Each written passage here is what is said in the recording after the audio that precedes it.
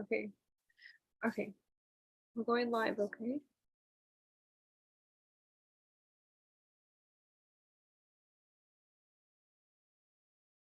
All right. Okay. Yeah, that's beautiful. That is definitely something I've been seeing. All right. Okay. Yeah, that's beautiful. That is definitely something I've been seeing. Oh wait, hold on. Okay. Yeah, that's beautiful. Yeah, that's beautiful. That is definitely something I've been seeing. Oh wait. Oops, hold on. Can you hear me? There's definitely an echo. Yes, I can hear you. It's Okay. like, Yeah. Give some to you.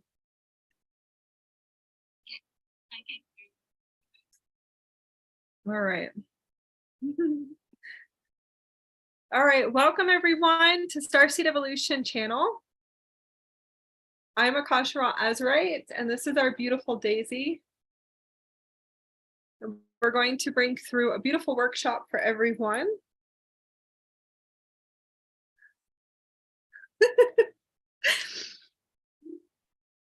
We're going to start activating a beautiful transmission. It's the Underworld Metaphysical Spirit Body Workshop. It's something that we created and designed for deep inner connection and beautiful transmissions, just to kind of flow different channelings. I call them systems, new systems that are just coming through for Ascension.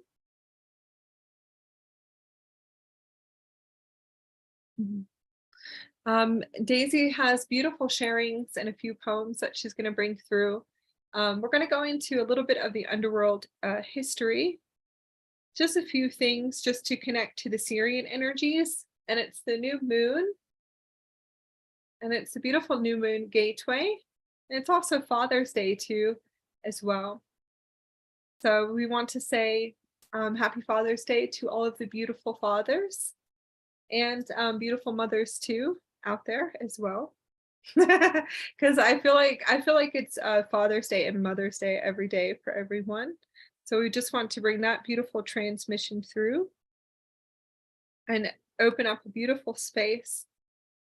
Everyone will have to connect to any crystals or Indaras. You can bring a journal, a sketchbook, and colored pens, pencils, anything to open up to your divination. We're definitely going to just kind of flow and just to bring through different energies into the space. So it's all frequency and energies. And then we're going to move into more deeper development of connecting to the spirit body. We decided to bring through today is what we call cosmic mediumship, multidimensional mediumship, metaphysical training, spirit guides and past life guides and loved ones, and we'll teach you how to connect to them with different divination tools. So that will be crystals, different crystals and Indaras. I usually work with Indaras, but Daisy definitely connects to crystals. And then pendulums too is a beautiful tool as well. And I definitely will be bringing that energy into the space if we're supposed to. We're going to just kind of open up a beautiful space and just kind of sharing about spiritual bodies, embodiment. It could be a few hours or longer than that, but we don't have a time for anything. So this is just a workshop we created in order to assist everyone with a deeper integration of what we call frequency communication, is what everybody calls channeling on the planet.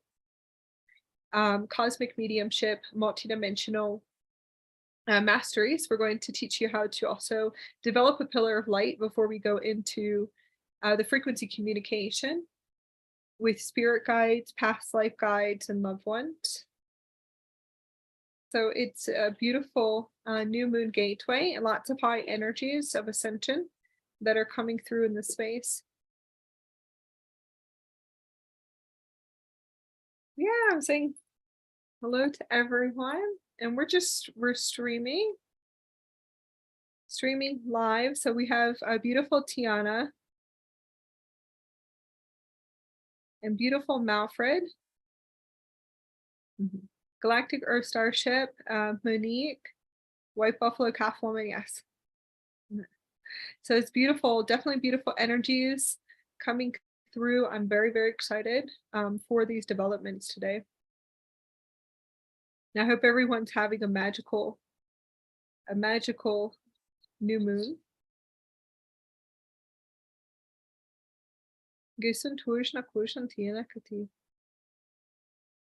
Yes, and sending love to everyone. The frequencies are definitely high, so we're going through major upgrades from the throat chakra to the crown and a nervous system rewrite. And it seems like we're moving through different spaces in time and points in time.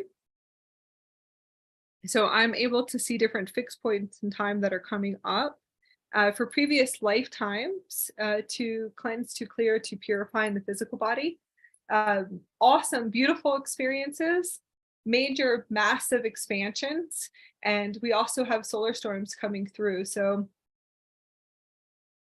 I'm also having full integrations, full body integrations with my higher selves, avatar selves from different time space continuums, but you have to kind of going into that energies real quick, Daisy.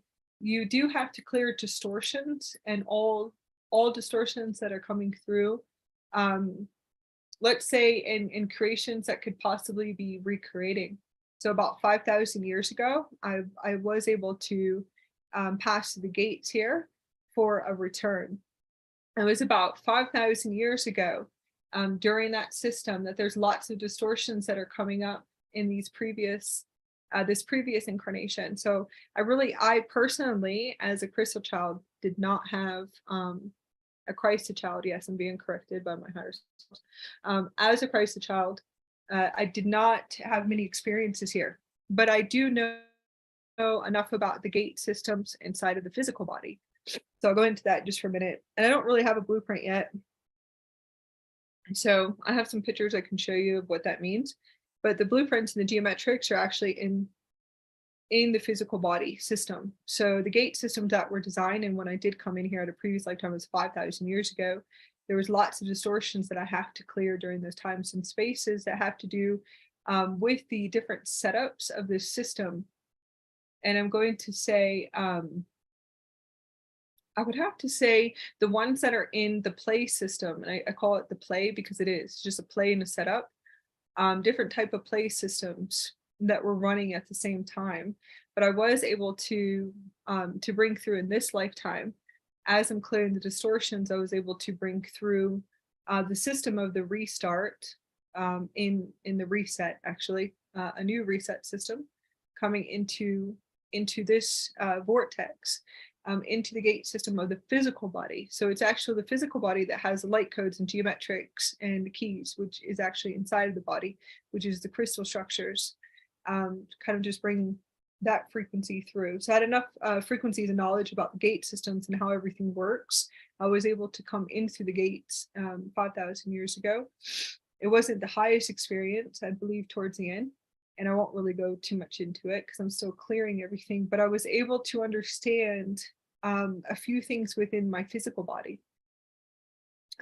Within the physical body and the physical trauma centers, if you want to say, different distortions and frequencies that are running, that are holding different systems in play, different creation systems in play. So creations, collective creations, materialization creations, meaning running different timelines at once, but running it from a lower vibrational frequency discord. So possibly, we'll just say, could possibly be fear still in the body, different trauma centers from previous lifetimes.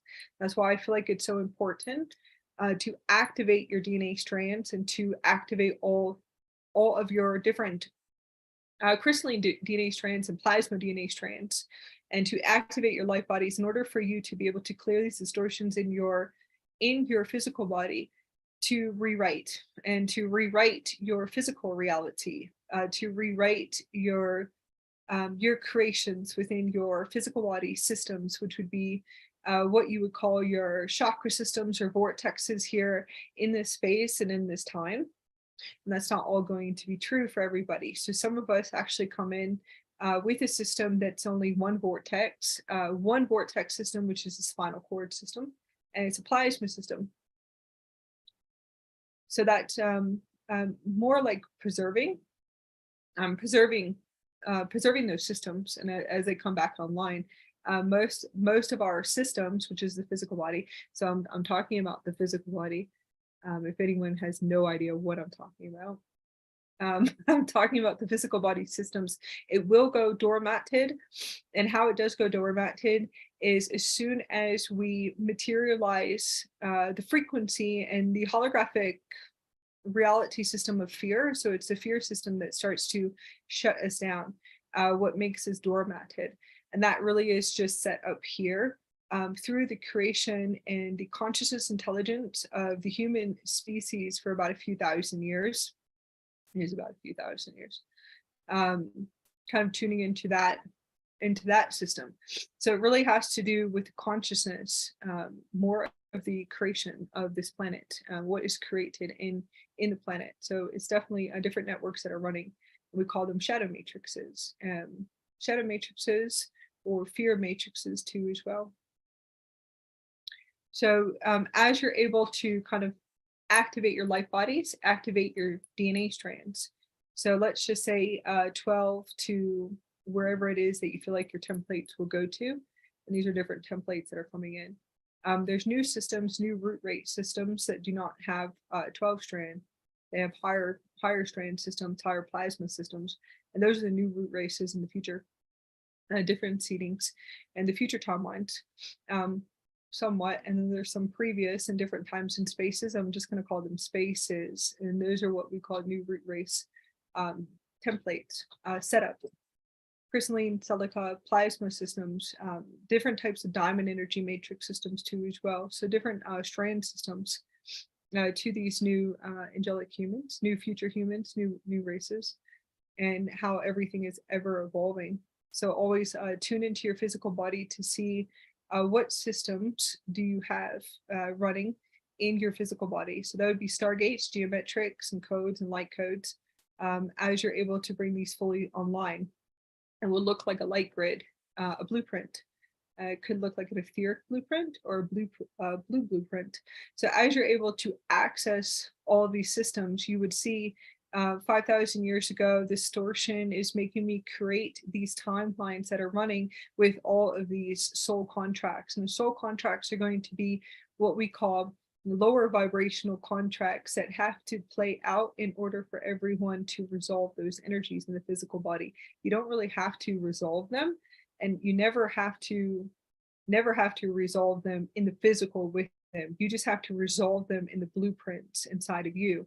So it is extremely important for everyone to be able to connect to their spirit guides, which most likely will be your multidimensionals in your morphogenetic field, and also to connect to your previous lifetimes. Okay, so your previous lifetimes, which would be used, and you can connect to them through frequency communication. Frequency communication in the physical body. And as you're able to communicate to them, you will receive what you need to in order for you to clear the distortions in your physical body in this time and space. The next really cool thing that we're going to teach is you can also connect to your loved ones. Your loved ones will be your spirit guides and your sacred ancestors. Your ancestors, your most ancient ancestors, can be your spirit guide too as well. So I do feel like this is a beautiful connection just to open up this space. If you're able to connect and to see the distortions and the frequencies that are running, you would understand the creations in your reality today. If you can cleanse, clear, and purify the consciousness, and that's the consciousness system in the body, which is frequency and frequency systems and frequency system, kind of like decoding. So you'd be decoding and recoding. Opening up all of your vortexes, and that would be as you're cleansing and clearing your Akashic records. So everything in this teaching so that we're going to bring through today, very simple techniques, is going to teach you how to tap into your Akashic records through metaphysical training and cosmic mediumship. I call it cosmic mediumship because this is obviously our starseed channel. So we're obviously cosmic, multidimensional. We have more advanced abilities. So I will be using different words. I do not transmit words of the clairs. Okay. Just never resonated with me.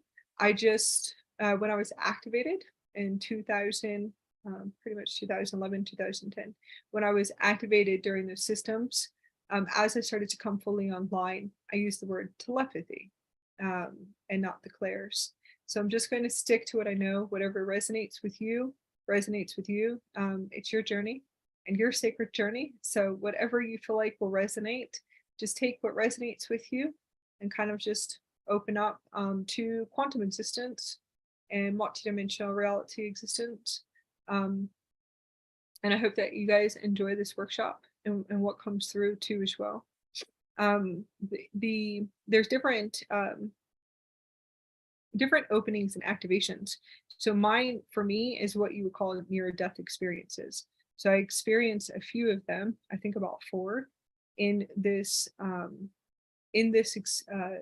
that's fine, move that frequency out. In this frequency, holographic hologram is what you call the planet, okay?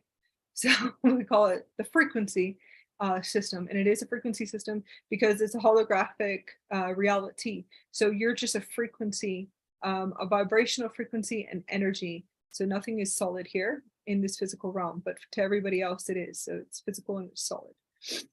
As you're able to activate your higher strands, your light body, you'll be able to see energies and vibrations and plasma systems and star particles and all kinds of cool stuff. So a few times for me, I think I had about 4 experiences, is what you call near-death experiences in different times. One of them I didn't even realize that it was, but it's okay. Doesn't really matter. Each time there was a good integration of a higher self, because the higher self is saying, there's no way that I'm going to allow you off this planet because of your mission. Okay, so that has to do with the blueprints and the structures that are set up here. And that's the reason why I had to go into what you call near-death experiences, which is not really near the death experience because there is no death. I had to have the full embodiment of different forms of what I call teleportation. Some of them will call them translocation, but I'm going to say teleportation, where you're able to teleport out of the vortex, and you are able to teleport out of your eyes, and you can teleport also out of the pineal gland structures, but it's not really the pineal gland, it's a stargate that is located above. And that's how we're able to come in and out of the body. So there is no death, but we'll call it near death, right? So kind of new words, kind of just want to open up that space for a minute, that it's a stargate system. They call it a stargate. I call it a star portal system, a chamber, a frequency gate, like a frequency portal. So if you actually see like a tube of light, if you close your eyes and you see the tube of light, very similar to what Daisy, what you were talking about with Goddess Isis's vision. When you see a tube of light, you close your eyes, that's actually how we come in and out. There was a point in time when the gates were fully open. And when the gates were actually fully open, we were able to actually move and vibrate our physical body in and out. So what you call I guess they call it transmigration. I've heard that too.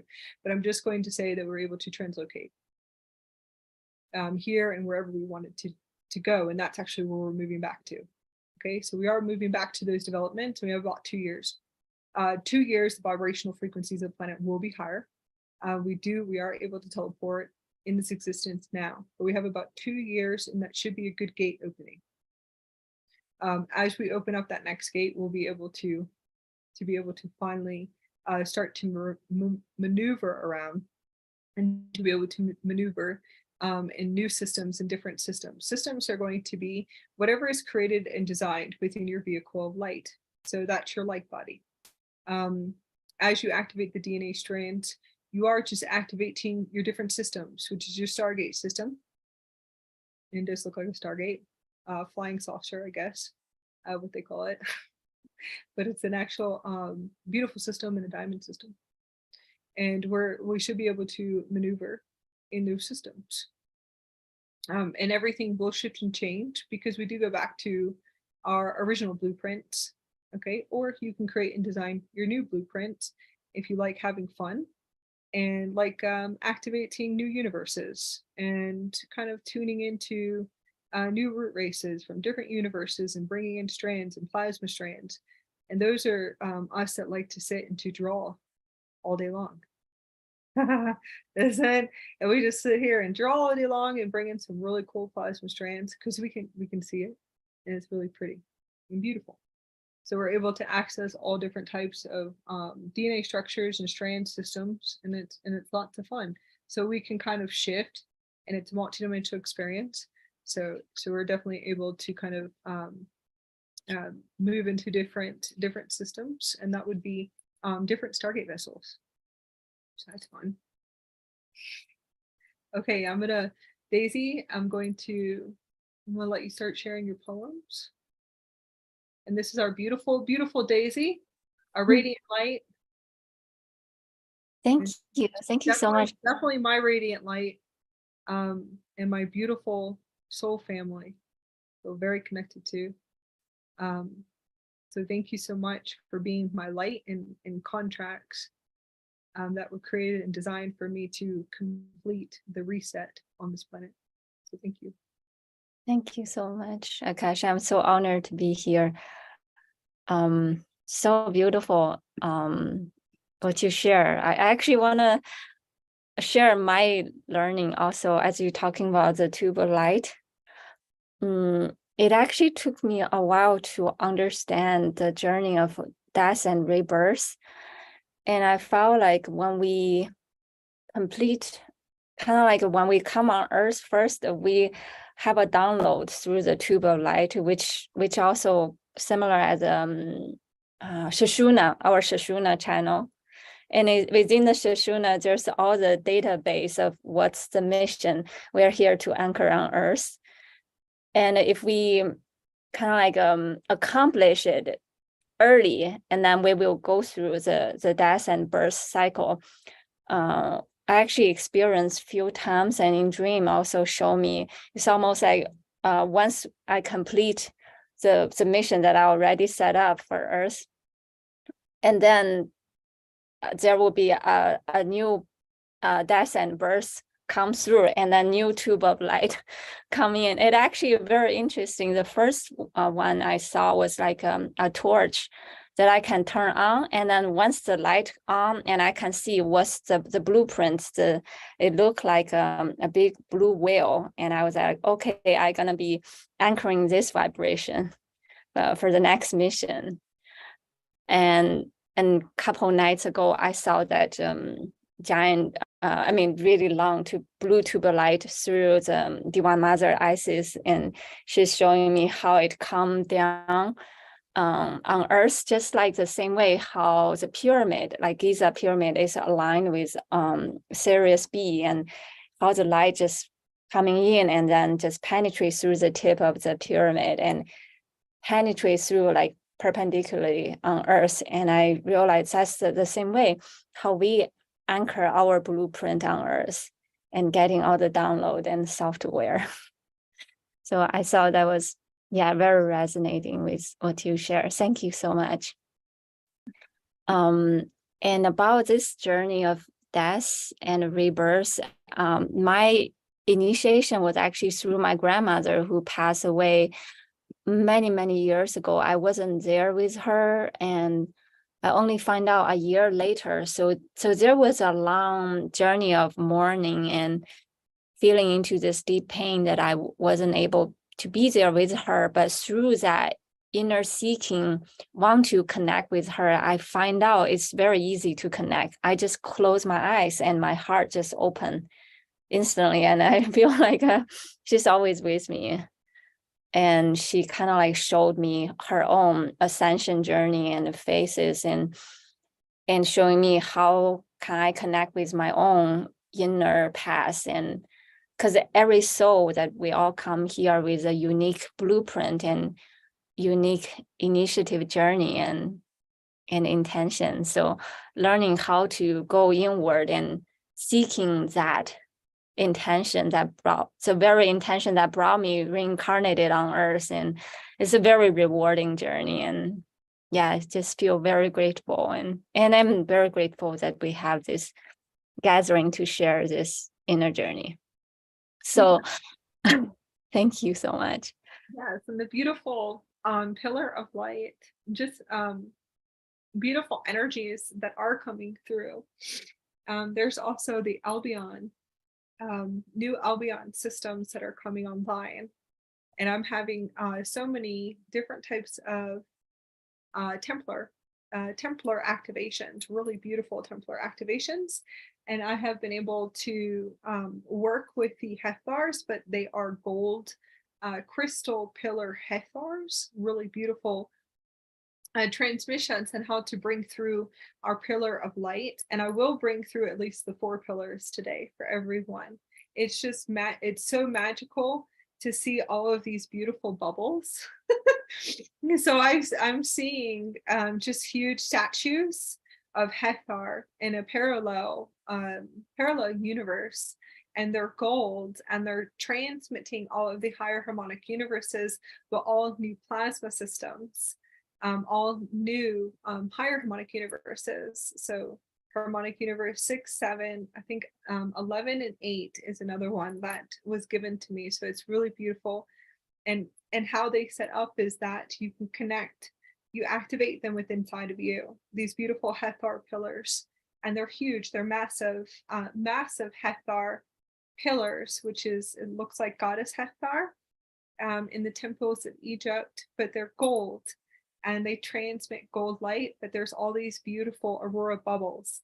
So these aurora light bubbles with gold and plasma frequencies, and then they have solar rainbow bubbles too. And I've seen the blue ones, but these are all new, beautiful bubbles.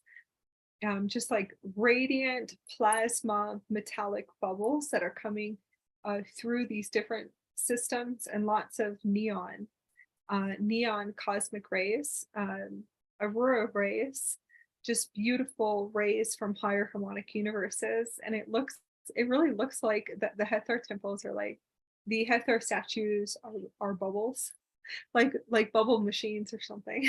So I was like, it's a beautiful experience just to sit and to be able to sit and to see it. So I can actually see it, and I close my eyes and I can see all of these beautiful beautiful transmissions of the crystalline diamond energy matrix.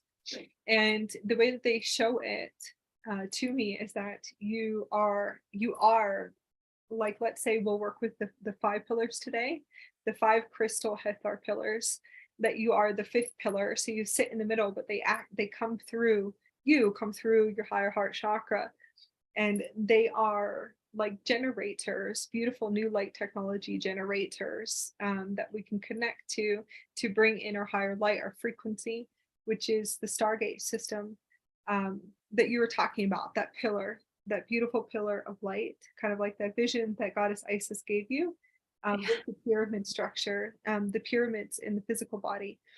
And we do also have the crystal pyramids, beautiful crystal pyramids that are here on the planet, that are inside of our physical body.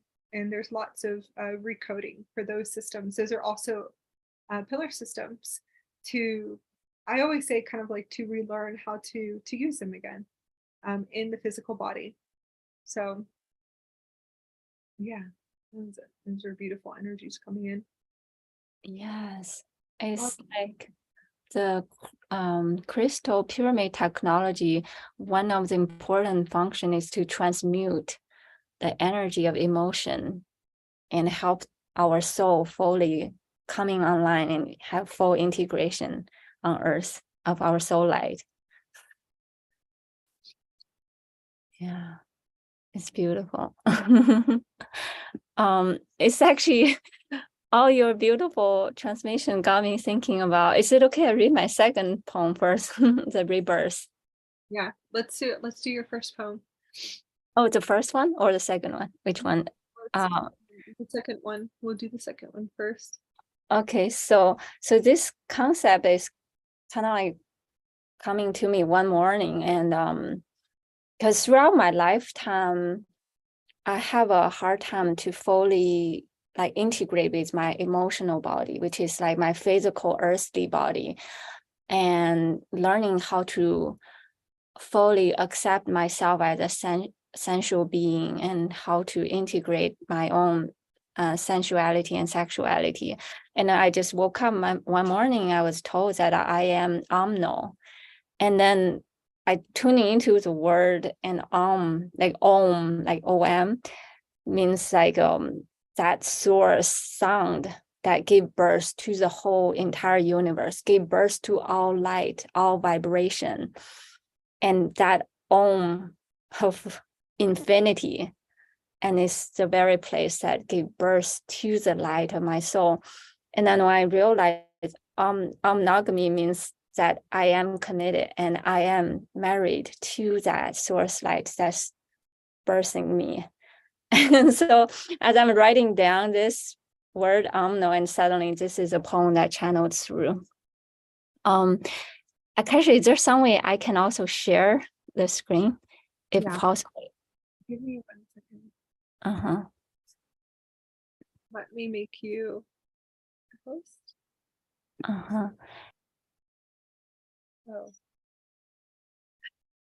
Oh, wait, hold on.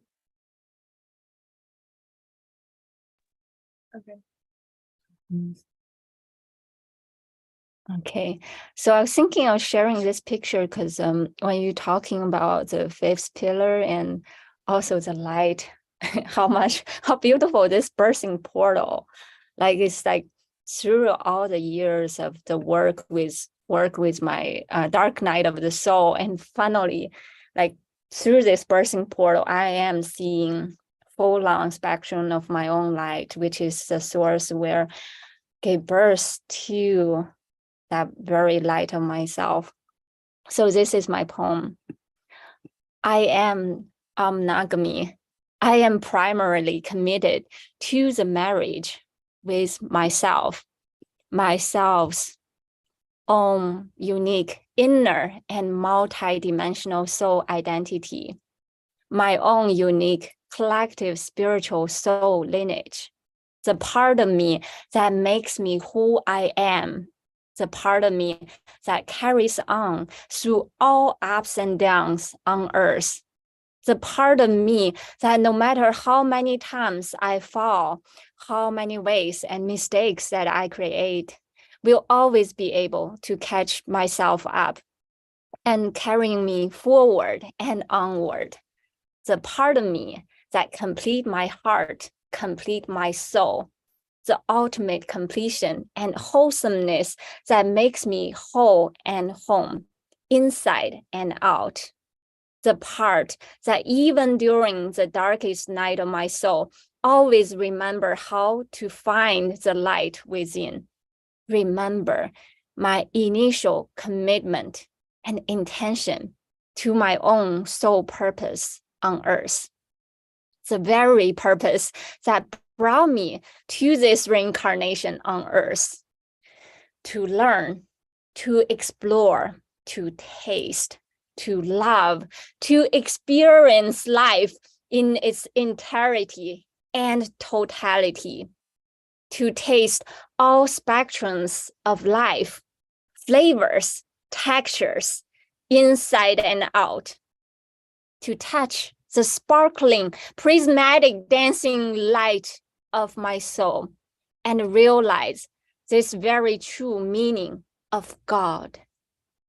Merge inside this very living, beating, breathing, pulsating, and visceral experience of God within the ordinary mundane sense of the self, marrying me to this God that gives me the sense of livelihood, the sense of God that gives me my very first breath on earth, and that ultimately carrying me onward onto the place of eternity after life.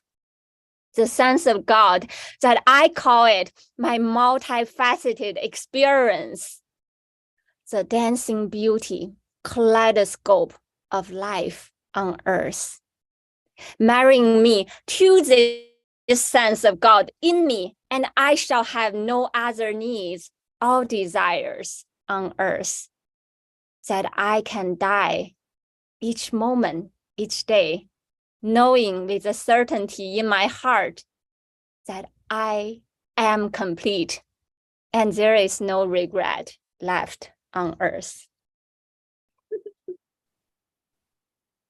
That was absolutely magical. Thank you so much.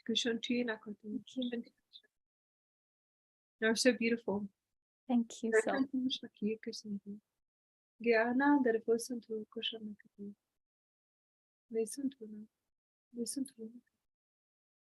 Yes, thank you so much.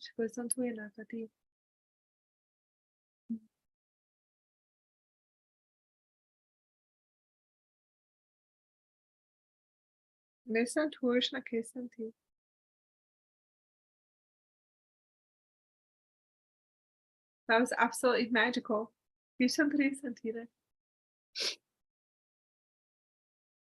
Okay.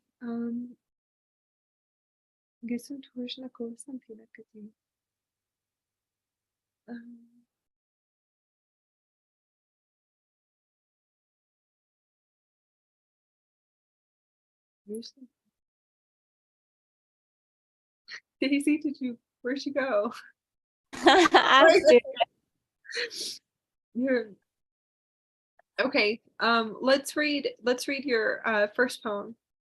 okay. So the first one is more like when I'm still learning about death portal and understanding death. Yeah, so there's a lot more inner processing that I'm going through. Yeah, and this rebirth is kind of like my completion that oh, I finally graduated. That sense of completion and joy. I'm just so happy to be able to share that.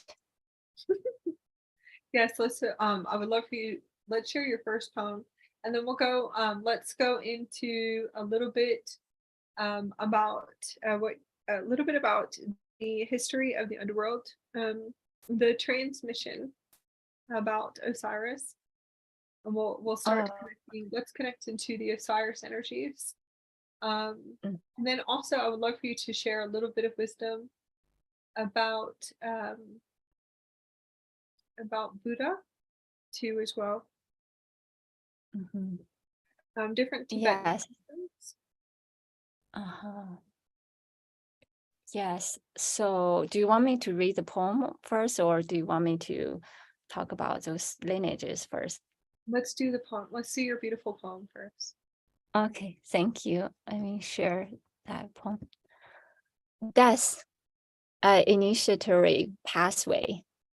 Oftentimes, death is deemed to be a dense veil of compounded disbeliefs, a guarded series of cultural taboos, like a dark black airtight steel wall, behind which one could easily hide and push away all the deepest fears, doubts, worries, worst nightmares, and all the unseen aspects of the self. When dense negative emotions creeping into the crevices of my consciousness, I see two choices in front of me: freeze or work a pathway out. Through time, I learned that very concept of death could be my own initiatory gateway. It is up to me to decide how to break through it, keep backing down in front of it, or simply surrender myself.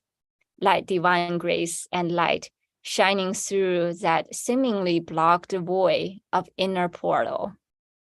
Allow loaded burdens of long accumulated fears and worries be laid behind. Let the dense shell of defensive ego naturally be released.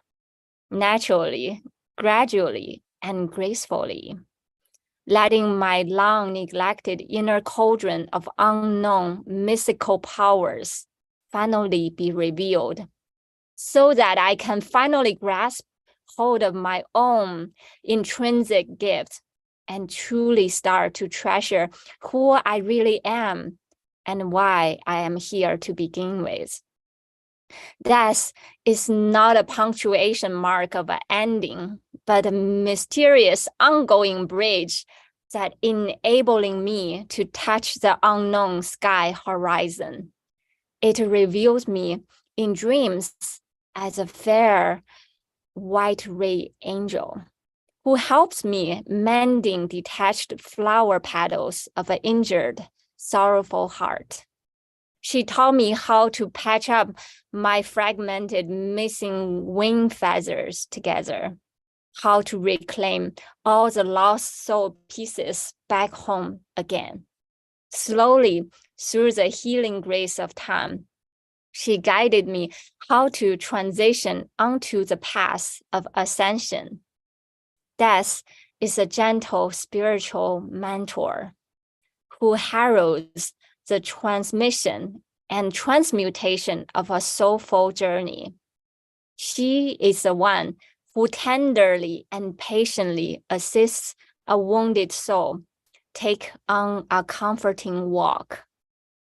Through layers of initiatory attunement, my core being of soul essence can finally be awakened to the very path of inner learning how to align my life's purpose with my predestined blueprint on Earth, how to navigate through myriad gates of multiple lifetime reincarnation, how to traverse tumultuous ocean of this earthly path, eventually onto the multidimensional transcendental place. It is an initiation and continuation of another kind of transitory journey, a continuation of spiritual awakening and soulful ascension. Death is a riverbank that one can smoothly, gracefully amble along, just as easy as meandering through the thin veil of a dream world. Like a ethereal fairy who can ride on a rainbow dragon, effortlessly leaping across gossamer webs and paths onto the astral space, where one can easily continue this miraculous soulful journey, gate after gate, path after path, life after life. Thank you. That's so beautiful.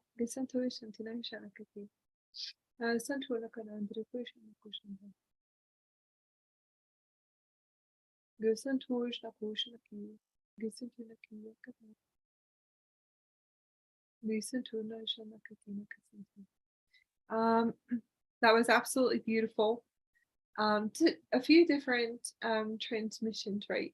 So kind of not going back into the old systems. So that was absolutely beautiful.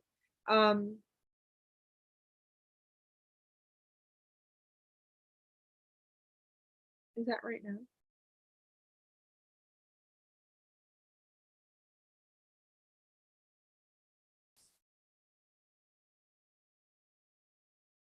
Okay.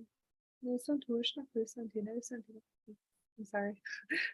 I was kind of tuning into,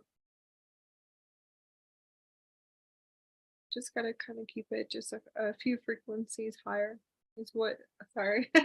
This I'm tuning into the universal soul, tuning into your beautiful poem, the internal soul. The essence of the soul is eternal, so we call it a soul here, and that is the human intelligence. They call it a soul, and it's a frequency, beautiful frequency network, a frequency system. Now there's all different types of what I call blueprints and different universal structures. So just kind of tuning into the energies. So I will have to say different extraterrestrial beliefs. And those are, I feel like it's just beliefs. When you're able to tune into the collective grid coming in here. So belief systems, extraterrestrials coming in and out of the body. And that's okay, right? Because you have to kind of tune in into open up and to expand that the frequency that we are. So if you just see rainbow light frequency, different types of rainbow technology, what we call advanced beings.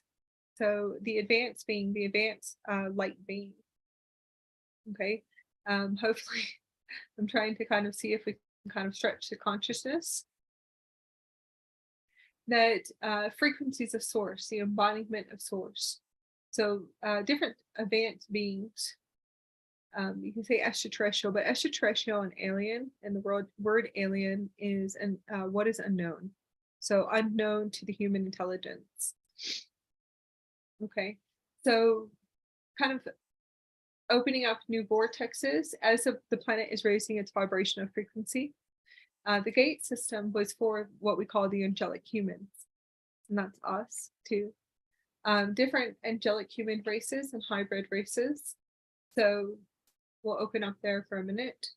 There's different frequencies, blueprints. We'll just go to blueprints, that's fine. Blueprints and tablets. Frequency currents that come through when you have the embodiment of source and the full embodiment of source. Source is what you call the creator of the system, creator of all. Okay, so source consciousness creation. Yeah, that's fine. Okay, so that's interesting too. Kind of expanding for a minute. So the angelic humans were given free will, right? Okay, so that's an interesting blueprint. That's another blueprint. So those are all different blueprints and structures, and it will look like different building blocks. When you are just the full embodiment of source, source will kind of show you the creation system that was designed through us and different intelligence and different species on this planet. But we'll go a little bit, expand a little bit higher. So let's say just this universal structure, what we know of this universe. So we'll expand just for a little bit and be able to expand. And as we're expanding, I see yellow neon light. So yellow neon plasma light. So we're definitely expanding in harmonic universe 3. So universes are that's okay. Different constructs, structures and blueprints that are designed in the physical body. So as we're talking one day, you'll be able to see light and just light transmission. So I see yellow. So we're bringing this through the third harmonic universe. As I'm transmitting, because we're just light. So meaning we can create, and we're powerful creators. We're able to create anything that we want to through frequency of consciousness of source, frequency, and I'm just going to say frequency of the universal energies that is inside of the physical body, which means we can pretty much create any type of whatever we want. So we can create universes and planets, and you can create universes, planets. We can create different types of structures. We can create what you would call new light technologies. We can create like engineers, cosmic engineers, structures, buildings. We could create the pyramids, different types of pyramids, crystal pyramids if we wanted to. We're able to create anything, and we can. So it's the creation system is where, I guess they could call it free will, but it's fine. The creation system is how we're able to materialize through the gate systems, which is what you call the physical body, but it's actually frequency. And it's just like a frequency transmission and just kind of opening up that gate system. So when they say that it's eternal, it is eternal, and you are just light. So going into what they call the underworld, I go into the underworld systems, and I have cleared many different vortexes, all different types of vortexes, collective grids, shadow matrices, networks, and black hole systems, wormhole systems, and just sitting here kind of moving through all those systems that are very distorted. What you guys call the underworld is not the underworld at all. Those have a lot to do with the destructions of the gates. And those are the stargates that are on the planet. Moving on. So kind of moving through that system. Now the underworld is really great for what I call the inner star portal. And that's the inner star portal inside for you to work through all of this until you're able to see that you are the creator of energetic patterns. And if you close your eyes, you'll be able to see the energetic patterns And you should be able to see energetic patterns. It will kind of look very similar to her LED lights, her beautiful LED lights that are behind her flashing. Energetic patterns of LED lights. It actually does look like LED lights. As you're able to see those pattern systems, you will be able to create new blueprints, open up new technologies in your physical body in order for you to remember the new systems of the Stargates that are coming online again. And then also, it's all Stargates. So, I mean, it doesn't really matter. You can take what resonates with you, but it has a lot to do with Stargates, the Underworld does anyways. So Stargate systems, if you can see the pattern systems, you'd be able to create new, you would kind of start to cleanse and clear and to purify all of those systems within your physical body. And that's what I call the inner star portal. And that's what everybody's working on right now. You would remember that we are eternal beings and that you really are just a frequency. You're a holographic, and it's true, you're a holographic frequency of source, light, and just light technology, different solar light technologies. So everybody tunes into the rays, but it really does look like crystal star portals. So here we go, we're going to go back and forth. And I'm going to kind of move you around a little bit in a geometric system and a different types of geometric shapes and sound and tones and frequencies. And you can't hear my sounds and tones and frequencies coming from the vehicle of light.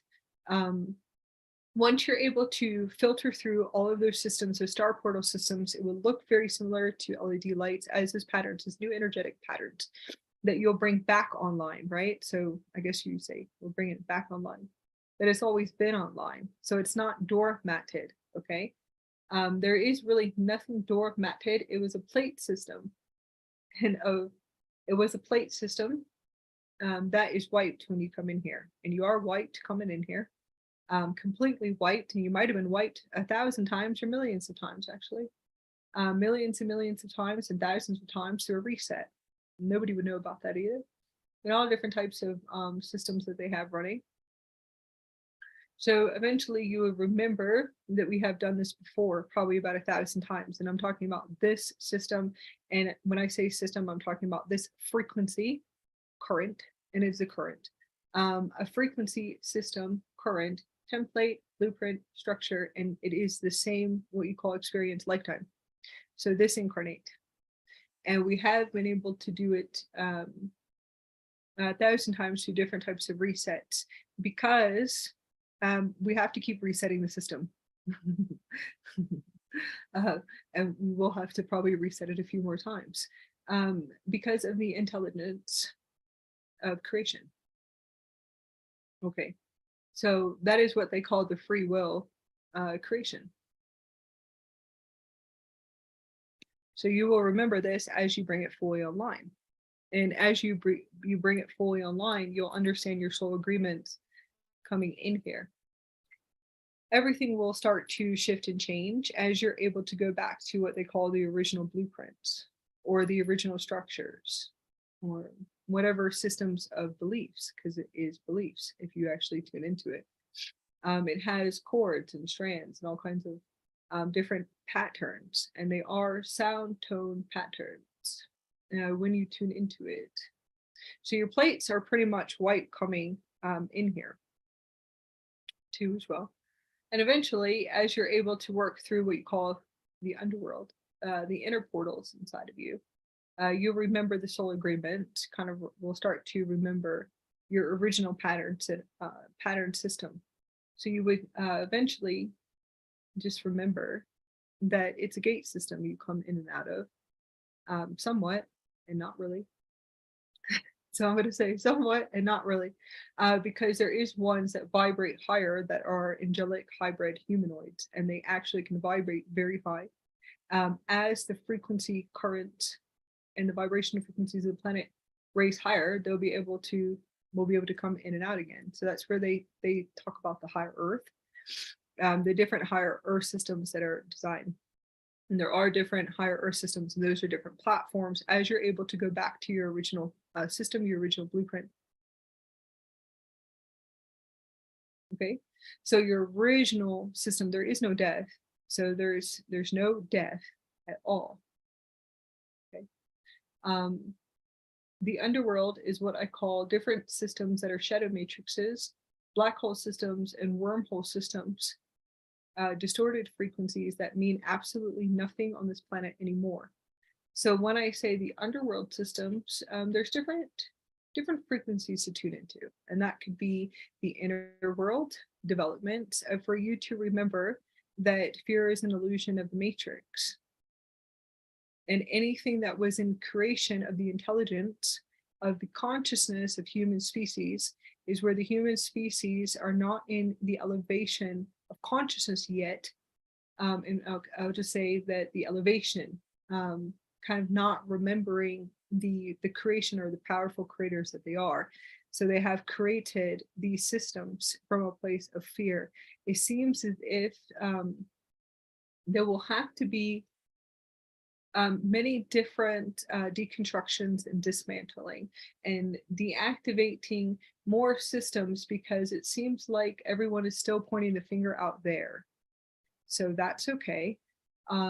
Those systems will come most likely to a halt and then a dismantle. Eventually they will deactivate and to be able to dissolve the structure systems within the systems that were shut down, different systems that were shut down. There's different systems that will be coming online, and these systems will be able to kind of, create a beautiful new consciousness. That's fine. New consciousness. A new consciousness of elevation for the systems of the species on this planet. So it will be a higher elevation of consciousness, meaning that the fear frequencies in all of these systems most likely will come to a halt and then a dismantle through the new systems that are coming online. And the new systems are very connected to us inside of the body, where we're able to remember our plate systems and how everything works again. So each one of us that are cleansing and clearing the Akashic systems, bringing new codes, new templates, it holds a purpose, because we're the reason why it eventually will dismantle. Those systems will start to dismantle, and then we'll be able to bring the consciousness of the star particle plasma systems, and there's all different types of plasma systems, fully right back online again. So the expansion of the intelligence, of the human intelligence, will be able to kind of expand. They not keep recreating the same creations and timelines, and that's a big system too. And different types of source transmitters. So kind of moving into that geometrics, the internal soul and the soul agreement, you can come in here very fast and have a graduation. The graduation means you come in fast and you leave as fast as you come in. Okay, so, and that's where they call death, right? But there is no death. So the soul agreement comes in to anchor in a starlight. So a light, a star, and that each one of us, all species, and that's all species, dimensional species. I'm not going to separate those species. All galactic intelligence on this planet sees something really beautiful coming in, and something really beautiful when they're able to excel outwards. Okay, so coming in and departure. That's it too. So what we call graduation, most likely the graduation is that they came into the system as a star, as a beautiful plasma star, and it is a star system. It's like an explosion of light, and we don't remember this either. So we'll go back into the creational portals. As you're able to return back to the fifth dimensional blueprints, you start to remember your plate systems, or the 7D or even the 12D. Let's say that you have been able to go back to a 12D system, and you're moving there really fast, activating all of your light bodies, and it's already here. So there's ones that definitely have went to those systems, but they have no beliefs, no attachments. They're like in a 0-point system. So they really do hold the groundworks and the gate systems for what we're trying to create that is new, is absolutely beautiful. But imagine if they start having children, right? And that's the beautiful part about it, is when they start to have their beautiful children that will be galactic beings, obviously, because you're going back to the system that you don't remember anymore. And they start to bring through those transmissions to be able to share the experience of creation, creating this beautiful divine star being, this solar child.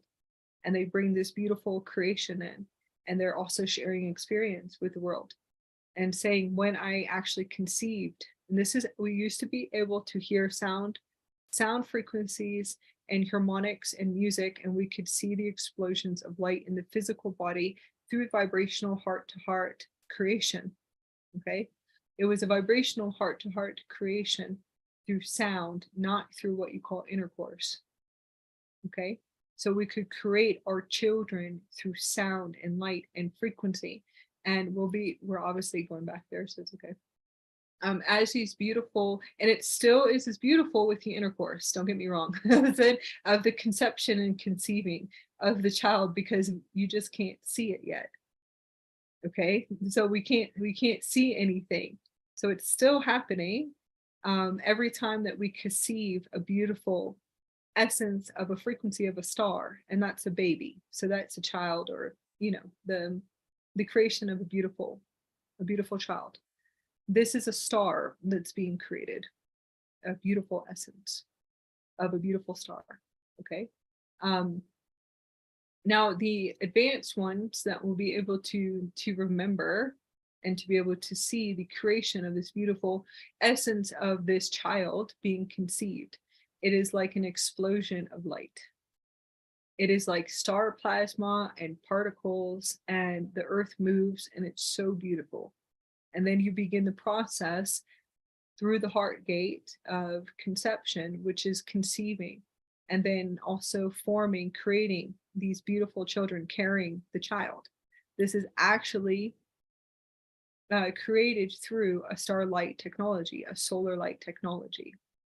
And it's absolutely beautiful. So you would be able to remember how the pillar of light is created through that vortex, which is like the creation coming in. And you remember that even if the creation leaves and graduates, it would be going to a higher Earth system. Does that make sense? Either here on the planet, or it would be off planet. Okay. So wherever it's going to go, it's obviously still graduating. So it's a star. Okay. We're a star coming in here. A beautiful explosion of light. I'll go into the twin ray theory because that's really interesting. Okay, for a minute. There is a unique energetic pattern that is so sacred when people talk about twin flames and twin rays. And it's fine because it doesn't matter. That is one of the biggest activations on the planet to assist us with remembering the plates. And that's remembering the memories in the plates and the tablets and the organic blueprints in the physical body. So there are ones that come in here through the creation portals that are created with their angelic twin ray. And it's really not many, but that blueprint is sacred. It's a sacred blueprint in order for them to align through the universal blueprint, which is the universe. The universe will align them back together again in order for them to complete their sacred mission. And it has nothing to do with relationship beliefs or sex at all. So I will at least clean that up today. No sex beliefs or relation beliefs. This is something profound beyond what you can imagine, an essence. And they are birthed together. And it doesn't matter if they're created through two different creation portals. And that would be the mothers that are the carriers.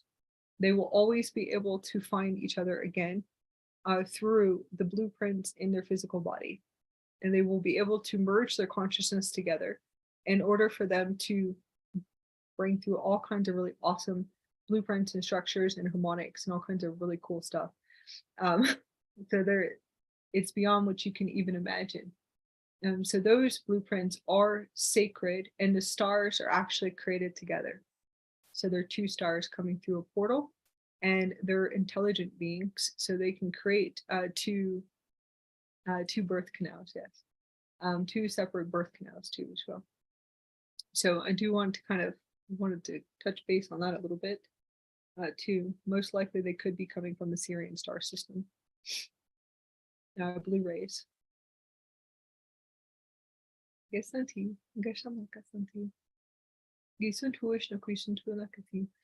Opening up that system in itself.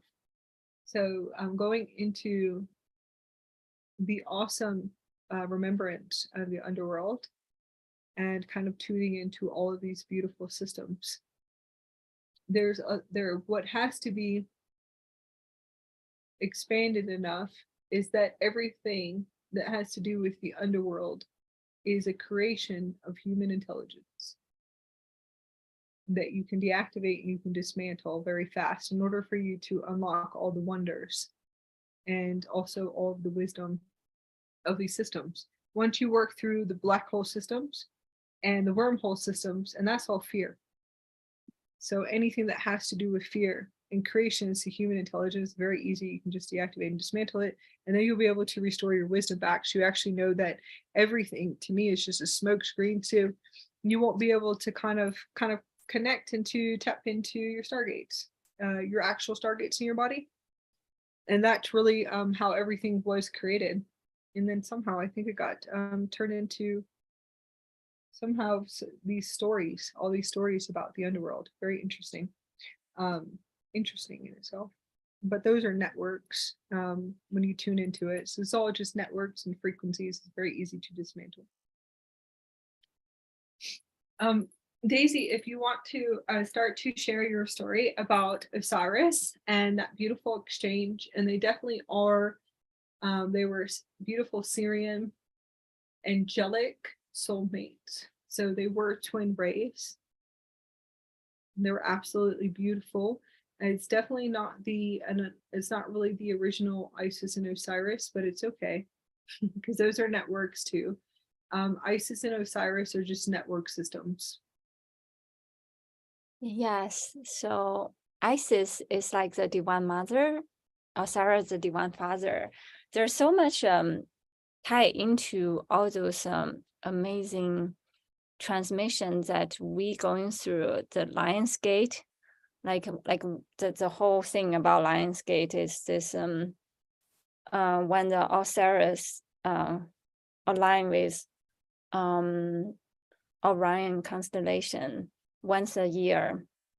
And that was the time, the peak time in the ancient Egypt, where the Nile River will surging and bringing the water and flood the land, and the land turning into black. And that's the very meaning of the word Kemet, means the land of black soil. The richness of that nourished the soul of the ancient Egyptian. So my understanding is that just like earlier, we talked about the pyramid, how the light enter the pillar, enter into the pyramid, give it that very spirit of that physical being, just like how our physical body come alive with that divine anointment from the light above and coming into our body. The same with how the Giza pyramid was built, the alignment is with that light of alignment, the divine mother, divine father union. And so the story happened is that Osiris, he's this, maybe I'll share that this picture that you shared. So the bottom one, and his green color, and after death, Osiris become the god of the underworld, the god of the death. The story is that he has a brother who's very jealous of him, and his name is Set. And Set set up different traps to kill Osiris and cut his body into 14 pieces, which is very interesting because the 14 is the number of the divine father, also the divine masculine transmission. The pillar on earth, what I see in Egyptian also use this worshiping tool called the jet pillar, and also called the Osiris spine, which is so symbolic. How it's kind of like the ladder of our soul ascension, and how do we through this this pillar, this inner pillar, which is also our Sushumna Kundalini awakening, through this inner alignment with our soul, slowly retrieving different pieces back and come to this inner alignment and the marriage of heaven and the earth. So Isis has to retrieve each piece of his fragmented body, which is symbolized of the fragment of the soul. And then when it all come together and she blow in this life force and bring him back alive. And it actually happened a few times. And yeah, it was kind of like symbolize all the trials and tribulation, the collective, if I give it a word, it would be the collective wounded masculine that has to go through. And in order to fully reveal the divine light and the, how to say, it's just kind of like when I talk about it, just bringing so much emotion, feeling, and compassion, deep compassion for all the masculine that ever show up in my life, and showing me and what is the true meaning, and to be a divine father or divine masculine on earth, just like my father showed me, and in his own silent way, and being the pillar on earth. So to me, this is the very meaning of the Jade pillar, and also the divine father as in the story of Osiris. So compare with Osiris, in Chinese Buddhism, Tibetan Buddhism, there's a concept called the Buddha of the earth. Another translation is an earthly treasure, or it's so interesting, even though he's depicted as masculine, but there's another layer's meaning as the earthly womb. So through this inner wounded masculine journey, it take on the mission of all the fragmented soul on earth. So when he come on earth, his intention is that I will travel through 18 layers of hell in order to save all the fragmented soul on earth. So he said, I will not ascend until every single piece of lost soul are ascended. So this is the intention of this earthly Buddha, or the earthly treasure, another translation of him. And when I feel his energy, it just say, even though it seems like very fragmented, just like Osiris, like all fragmented, wounded, and tattered soul, but it just come together and gather all those beautiful souls on earth and all the uniqueness. And even though a lot of those lost souls are all fragmented, but when it come together, all the unique beauty and dancing beauty, just like what earlier you mentioned about the metallic colors and the sparkling neon light of the richness of the earth. And just like the concept of Kemet in Egyptian, it just within this rich soil of the dark black soil, it's enfolded like millions of folds of rich history and story and blessings from all our collective ancestors. And just feel so much deep gratitude when I connect with their vibration and transmission. Thank you. Oh, go ahead, Akasha. No, you can keep going.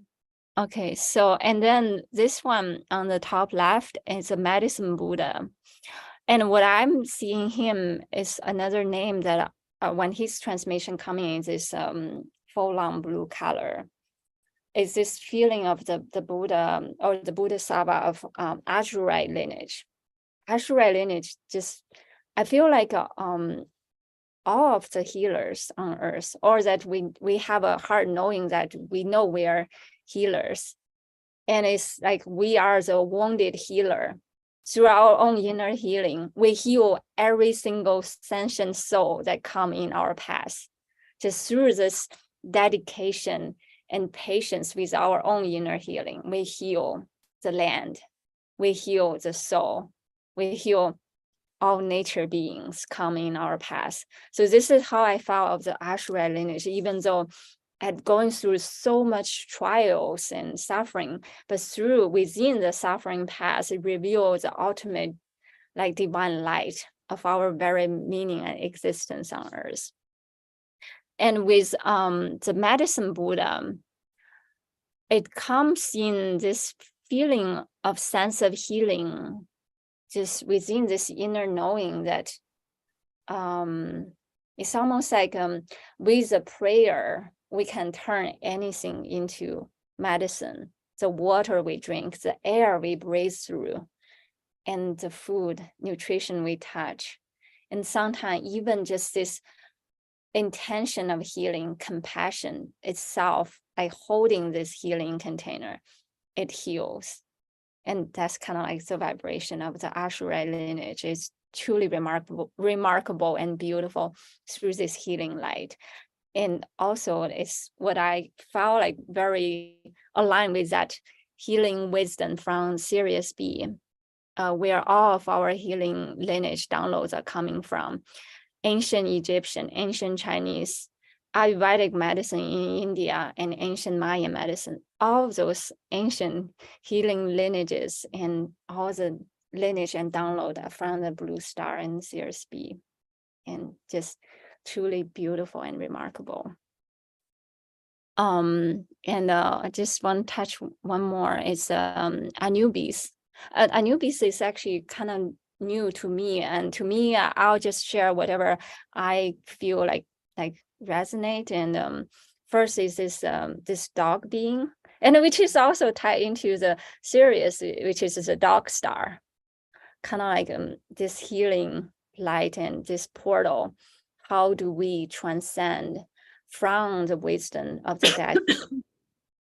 And then Anubis is that deity and who kind of like guarding this death portal and helping all the fragmented soul like journeying through that death portal and slowly collecting and bring all the soul pieces together into the wholeness and homeness, that sense of home and whole inside.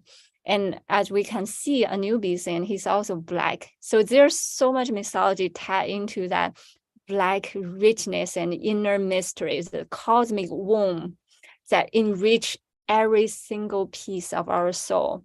Every inch of our skin just feel nourished and inside and out through that death portal. There's some truth on Tina Shanti. Connecting to Ubis, few profound things. Experience of remembering the plate systems or whatever is shared, right? Everything is unique energetic signatures. Your plate system is only original to your consciousness. The one thing I do see on the planet is that it still seems like it's still navigating some type of control system where everything and everyone is only on the same system, and this is the only right way. Okay. So like right and wrong way. So I'm just going to kind of dismantle that discord frequency. Kind of moving into the transmissions that everything inside of your body is a different geometrics and blueprints. Your plates are only sacred to your system, which is you, I guess, your own blueprints. Opening up, kind of moving through what I call artificial intelligence, holographic hologram systems within the dimensional grids. You can call it dimensions, but it's networks that are running. Different networks that run, so black hole system, wormhole systems, and if you notice, it will be like a spiral system, kind of like a loop, like a continuous loop system, if you tune into it. And it can be a little gray when you look at it, right? Okay, so it's really interesting. Some of those things are set up, and some of them really are set up because that wisdom is sacred. So it is set up because the intelligence of the species within the dimensional grids, it's not all species because there's all different types of really cool dimensional grids on this planet. Some very beautiful, pure, extremely pure dimensional beings here, and what you call different Earth grids. So I'm going to say Earth grids, Earth planes, and multidimensional Earth systems. That's fine. Okay. There's a certain intelligence, something that is set up, and that's perfect because it should be, because of abuse of power. So because of this abuse of power system, there's a good system that is set up in order to make sure that those systems are not used for what all the intelligence uses everything for the past few thousand years. Yeah, that's fine, almost 5,000 years. But kind of tuning into those systems, when you actually do tune into the systems itself, it's set up because of abuse of power. So we're going to go into Anubis just for a minute. Once you're able to restore all of the systems, you have to work through different wormhole systems and networks and black hole systems inside of you. When you are ready to let go of beliefs and to stop creating the new looping systems, because there's new looping systems again that I see that are coming online again. I can see all of these systems that are in creation. That's fine, because they'll be vibrating into the system that they need to work through everything. They'll have to kind of sit there and keep working through whatever needs to be done in order for them to kind of pull themselves back together, to activate new codes and new templates, to elevate, to stretch their consciousness, to realize that they're just in another spiral system. And it's okay. Different geometric systems, so it doesn't really matter too much. Once you're able to shift to what they call the true 0 point, is not having no beliefs at all, and you hold that grid, let's say for a few months, you can hold the 0 point for a few months, you'll be able to dismantle all of those systems, as long as you can see the different frequencies, frequency systems that are running in different systems and geometrics, and I call those the old systems. You can dismantle them and you'll be able to unlock a few wisdoms. So eventually I was able to kind of hold a system at a 0 point and to break down what you call old framework. And I'm still working through breaking down old framework. And that's pretty much the universal framework, old universal framework. And I'll just say universe and then probably go into the multiverse, but it's fine. Kind of breaking down that system, breaking down, holding the 0 point, I was able to kind of unlock a system and some wisdom with the serious canine races. Okay, so I always hear the song, which I think is awesome. The song that we're back in black. And I think it's kind of funny, but we're back in black with cat eyes and canine eyes. And that's what they sit there and sing to me, because I think it's, anyways, I think it's absolutely hilarious and funny. And this is where I exist at this point, in the intelligence of all these beautiful, awesome beings that I hang out with all day long. So they'll sing me songs to kind of to see where we're at with the old framework. The old framework. So we're kind of still working through those systems, kind of breaking down some stuff, but just kind of opening up to the serious canine races or galactic canine races. Once you stretch your expansion and kind of move out of the belief that keep you in fear, fear virus systems, or will keep you in abusive power too as well. So abusive power, taking power, all of those systems, and it's fine if you are, it doesn't really matter. You're not going to be punished. This is not the heaven and hell, the crusades, all of these old belief systems. You will just have to keep opening up new blueprints, beautiful codes and new blueprints for you to kind of just move all these systems out. So there's no right or wrong here is what I'm getting at. When you start to really open up, you will unlock some really cool wisdom. So the canine races are absolutely beautiful to work with. They open up a portal, I think it's almost about 3 million years ago, where they brought me to all of their temples. I have been able to access beautiful Anubis and to work with him on many different levels, different templates, but he has a different type of creation that he told me about. And I'm going to say creation. Yeah. So when he did walk the planet, because he did, the planet vibrated high enough, like I said, for us to be able to have an experience here. So I guess you would say, we'll just say what you would call hybrid races, or extraterrestrials or not extraterrestrials, or angelic human hybrid races. And I'm just going to say hybrid. Do you want me to say humanoid? Yeah, humanoids is fine. Okay. So hybrid races, I will not call them extraterrestrial aliens because I do feel like that's an insult. So it creates like lots of separation. So these beautiful galactic beings that walked the planet at one point and will and are still walking the planet, but it's fine. and are coming, and it's, yeah, I know. So anyways, it all really depends on your vibrational frequency. How high do you vibrate? Okay. As you vibrate higher, you will see that they're just here in the system. So there's really, to me, there's no lower or higher, but that's okay. So there's a lot of truth to that. So we'll just say vibration and frequency. So you can vibrate and vibrate out. Something really cool that Anubis showed me is that it was about 3 million years ago, and I'm not going into the time space, but we'll just say millions of years ago, where he created his own galaxy system and his own universe. So he created his own galaxy, and I'm going to say his own inner universe through his vehicle of light. He was able to materialize, and it is what you call solid, somewhat. Holographic materialization could become solid too.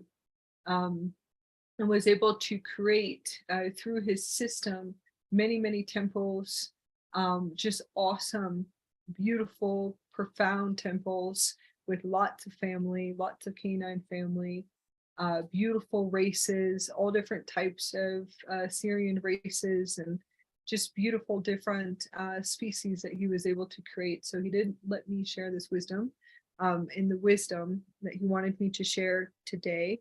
He also holds much wisdom as what I call a gatekeeper. He's more of a gatekeeper for purity consciousness. And when I say he's a gatekeeper, it's purity consciousness, meaning that the gatekeeper will not allow anything through those gates that is not in a pure consciousness. Frequency, intelligence, thank you. Pure consciousness, intelligence. Okay. So the light of the feather, we always sit and laugh about because you're light as a feather, right? So we always play around with that. Eventually, he opened up new doors to what does that mean? And that really has to do with the reversal spin systems of clearing the impurities in the physical body, and to restore the crystalline physical body. And it is so physical ascension or outer body extension. And the other assistant is what you call soul retrieval or fractals. And okay, that's fine. Kind of restoring those systems is like the soul fragment pieces to get all your body parts and your soul fragment pieces. They call them body parts, soul fragment pieces and body parts and all parts of you back across all time and space and all spaces and time. And he's really cool for those initiations to assist you too. Now he is considered a network, and I know about that too. But once you decide you're going to step out of fear, then you could have a beautiful opportunity to remember the galactic canine races and to have the shared experiences in the temples with them. And they're beautiful gold temples, and they're just absolutely beautiful beings. They look very similar to Anubis. But when I do see him, I see him in gold. I'm able to see different canine races in gold, and they have all different types of white and spot patterns and black and more black, blue, ray, and green. They're just absolutely beautiful to me. When I go on journeys and experiences with them, I'm able to receive different tablets from them, and I bring them through books, and I just write books all day long, and I just sit there and bring it in quantum expression. So what you call language of light, different forms of quantum expressions. And he actually has taught me about how he was able to create the galaxy. He was able to just kind of create everything through within inside of his Stargate, and that's his vehicle of light. So that was a beautiful experience. As far as the underworld, he calls it the inner star portal world. It will assist you with cleansing and clearing the divine masculine distortions, divine feminine distortions. There's also divine children. There's many different distortions that you can deprogram, but really it's returning to the God self and to the God DNA which is restoring your plates, like your memories, to regain your memories back. Restoring to purity, nothing does pass through those gates. And pass through those gates if you hold a discord frequency of impurities, and it really has to be held that way, because passing through those gates, we can't be fighting and battling, and you can't have war and battle, narcissism, and all these other types of mentalities and unconscious mentalities, which is more frequency patterns. Everyone has their own names for them, but I'm going to say unconscious programs. Just doesn't pass through the gate system. So he's more of a gatekeeper, and they're more of a gatekeeper. And when I tune into him.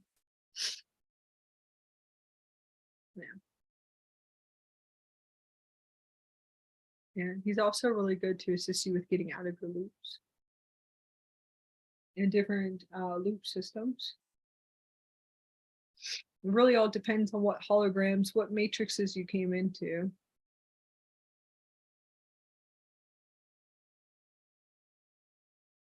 Okay. Okay, Daisy. It's getting pretty plasma-y over here. I'm starting to fill up with plasma. Plasma and diamond mist. I'm starting to become pasty. A pasty plasma system and lots of plasma walls running around. Orange plasma, green plasma, purple plasma, diamond plasma, yellow plasma, plasma coming out is of my hands, my feet, my spine, plasma coming out of my spine. It kind of looks like little plasma puffballs.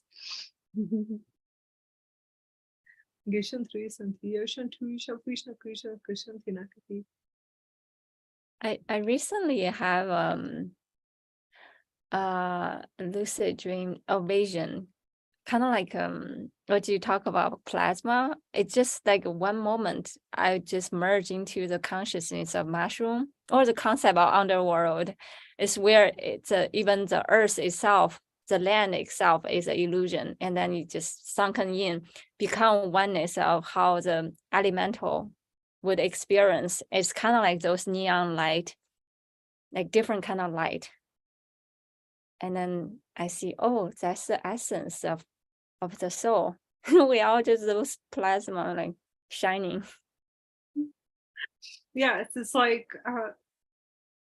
energy, vibration, frequency, plasma. When I'm usually with my husband, he'll usually be talking into my physical body, because we share our Stargate. I think for right now, we share our Stargate system. Now he has a physical body, but it's in a higher Earth system, like a physical plasma system. But he also he's multidimensional. So when we're in the body, the Stargate together, because I would have to say the only way we can say what we are is like two stars being born in two separate canals. Two star systems being born through a gate. So there's different names for it, but we're crystals. So we look like beautiful crystal beings, like and we're all crystals, but we call ourselves crystals, white crystals actually, and we're able to share the same experience in the morphogenetic field. So I'll be sitting here and my husband will come into the body, and then I will go out of the body and I'll be cracking up laughing at him, because I'm just like a solar plasma rainbow being, and he just sits in my body and talks the whole time, and it's actually quite hilarious. And then I'll come back in and he'll sit in front of me, and we'll be able to laugh and kind of giggle, because we look like solar plasma beings, like solar rainbow plasma beings of light. And it's quite hilarious, and we just kind of move back and forth and play all day long. And I think we definitely then we definitely do a lot for the grid systems here, as we're sitting here kind of playing and anchoring in this template, but we're able to actually see, or I'm able to, because he already knows all this, but I'm able to actually be able to see what I look like, because he'll come in and into the body, the vessel, but it's not really separated, if that makes sense. And he'll go out and I'll be outside of the vessel looking and giggling at him because he's in my vessel, just sitting here having fun, teaching master classes and like just going, and I'll be cracking up laughing because I'm right in front of him. On the other side, like in front of my face, looking at him. My body, I'm able to see, like it's like biolocation, if that makes sense. So I'm still here and he's still here, but I'm able to see myself out there, and we're just plasma light beings. So I think that's absolutely beautiful, just to be able to see that, and to be able to have this beautiful, it's not a twin ray relationship, it's just a galactic relationship. Like a galactic divine union, divine partnership, divine marriage. So it's actually really, it's hilarious, as we just sit here and play all day long. So we're really excited about the templates that we anchor here for everyone, so they can remember, because if we're able to do this, like if we're able to play, we're able to see ourselves as beautiful crystal plasma beings and rainbow plasma beings just sitting there playing all day long. Like how I see you, Daisy, you're usually gold sitting in front of me, but I'm like rainbow plasma and white, like solar light and rainbow, and you're gold, because you definitely sit and play with us. And then your being sits with us and plays a lot, and we all giggle and just kind of opening up geometrics in our heart centers and stuff like that. So it's all like geometrics, and then just sit here and play, and that's usually what you will do in the future, because you're a divine being. As you become more pure, you move the impurities out, you don't have anger in your body, there's no ego systems anymore. So it takes a little bit of time to kind of move through the skeleton structures. It's more of like everything that's in the body system itself, and then the morphogenetic field. So it's the templates that we're setting is actually beautiful. So we make sure, yeah, we try to make sure we're playing all day long, but it's not always going to be that way, because we're clearing for a collective grid in the physical body. So most of the time we'll just sit here with our abilities and our galactic abilities, and we sit here and play, setting in a huge template for divine secret unions and marriages, unless we're clearing for the collective grid. So that's really all a part of the underworld. And it is, when you tune into it, the underworld of ascension, the ascension in the physical body. And it is, the underworld to me is ascension. And it's the underworld spirit body. So you do have to bring those bodies fully online, however which way you do. So a lot of people might resonate, your spirit body might activate, which is like what you call the underworld, the astral world, but I don't use that word because it's an old frequency, kind of like an old frequency transmission, and kind of moving through those systems. Some of us actually have to continue to have near-death experiences a few times, in order for us to embody the spirit body, and then to embody the crystal bodies, the crystal systems, and we keep going. So it's like a shutdown and a reboot. Moving through, working through the underworld, working through the inner shadows, really is just the impurities within the physical body. Everybody thinks that it's like out there. It's not. It's actually the physical body systems, is the matrices. It's like the blocks, like the templates of the matrices that we came into. Not everybody's going to come into a matrix, is what they call dark, let's say unconscious, that is full of all different types of unconscious programs. It's in anything that's like fear, control, and domination, and beyond that. So I heard the word social engineering the other day from, I think, Laura Eisenhower. I watched her just for a little bit, and that was awesome. She's an awesome, beautiful blueprint frequency here on the planet. So I was able to tune into just to her just for a little bit. I think it was just for a new word. So I realized they were like, yes, here, the universe will come in and communicate to you in different ways. If you're able to open up a passageway just for, even if it's for 15 minutes, 60 minutes, a new passageway within. So that I like that one. Social engineering was nice too. Just kind of moving through different frequencies and words to see if we can create something new. That's fine. Old currents, that's a good one, thank you. Possibly old currents and maybe old source currents. That's pretty cool. Then making different different kind of new systems is what we're kind of tuning into right now. I said, all right. So different plasma structures, light. We're light. So you embody, right? So spirit bodies, you spirit bodies of light bodies. The plasma body. Yes. So the plasma body moves all over the place. So what you call biolocation.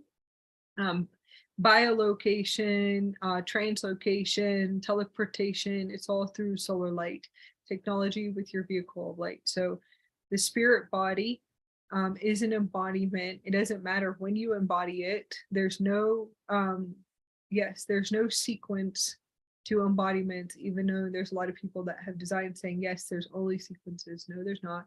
You can embody your spirit body right before you finish your master template, and that would be the mastery templates. You can embody your spirit body. So there's no design. You can be backwards and forwards and wherever it is that you want to be in that time and space. But your spirit body is really just that connection, that deep connection to source consciousness. That's fine. The plasma systems, plasma body would be like a plasma life body, a soul body. And that will be a plasma system that is a galactic system. And that's the pure system. The impurity system will have to go through a recoding, an upgrade, a rewriting, a new system, new templates, new plate systems, whatever needs to come fully online too as well. And it really does come online in different blueprints with inside of your physical body.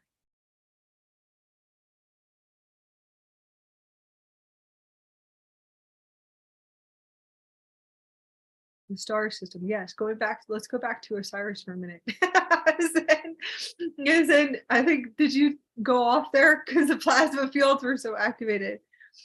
I don't know if you felt that, but I was like, I'm looking up too, going, wow, this is amazing what we're doing, Daisy. Listen to you, Ocean. I also definitely see some green, neon green beings, angelic humanoids that are here with us, and different feline humanoids.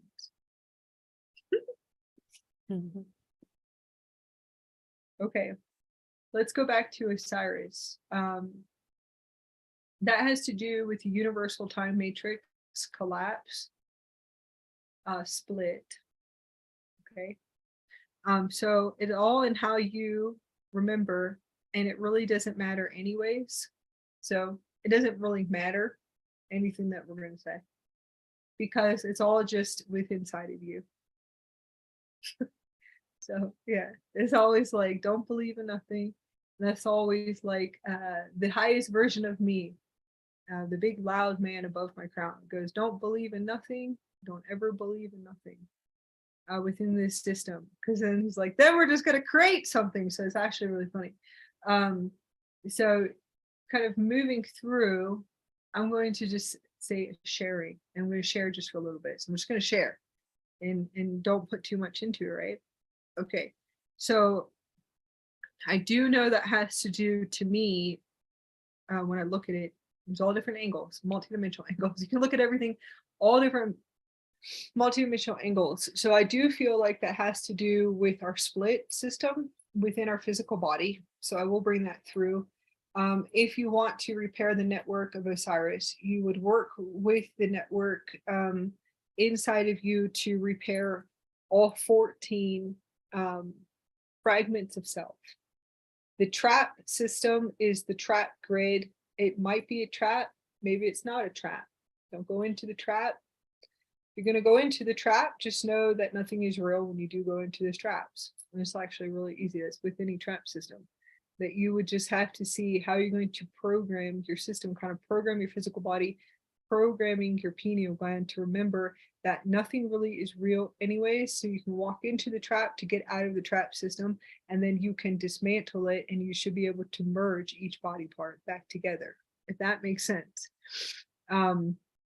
So anytime that you seal, we usually go into the traps in order to dismantle the traps. Does that make sense? But you can't, nothing is real in those trap systems because they're all creations. Most likely there'll be some wild creation systems if you actually tune into it. Different holograms, holographic systems, and also false holograms that are connected into those systems. So most likely you can go in, but nothing is real. So nothing will ever, just kind of see if you can program that, and don't believe in anything when you walk into those trap systems, because that's the trap. A salute. You'll be sitting there for a while. You could be sitting there for all the contracts. I don't know. So kind of move into the system, into the physical body, see if you can kind of repair that network, and then you can repair the ISIS network and merge everything back together. I'm going to kind of open up a doorway that could help you with restoring all 14 fragments too. And I do believe in 14 and 14 and 7 and 7. And the only thing I had in my blueprint when I was activated, when I actually was activated and they turned me on completely, I have a totally different blueprint system. And I realized that I will have a totally different one because my plates are unique. It's a unique energetic signature. So I'm glad that I listened to my higher self a little bit, because I wouldn't listen to anything most of the time. And that's okay, because that's what's unique about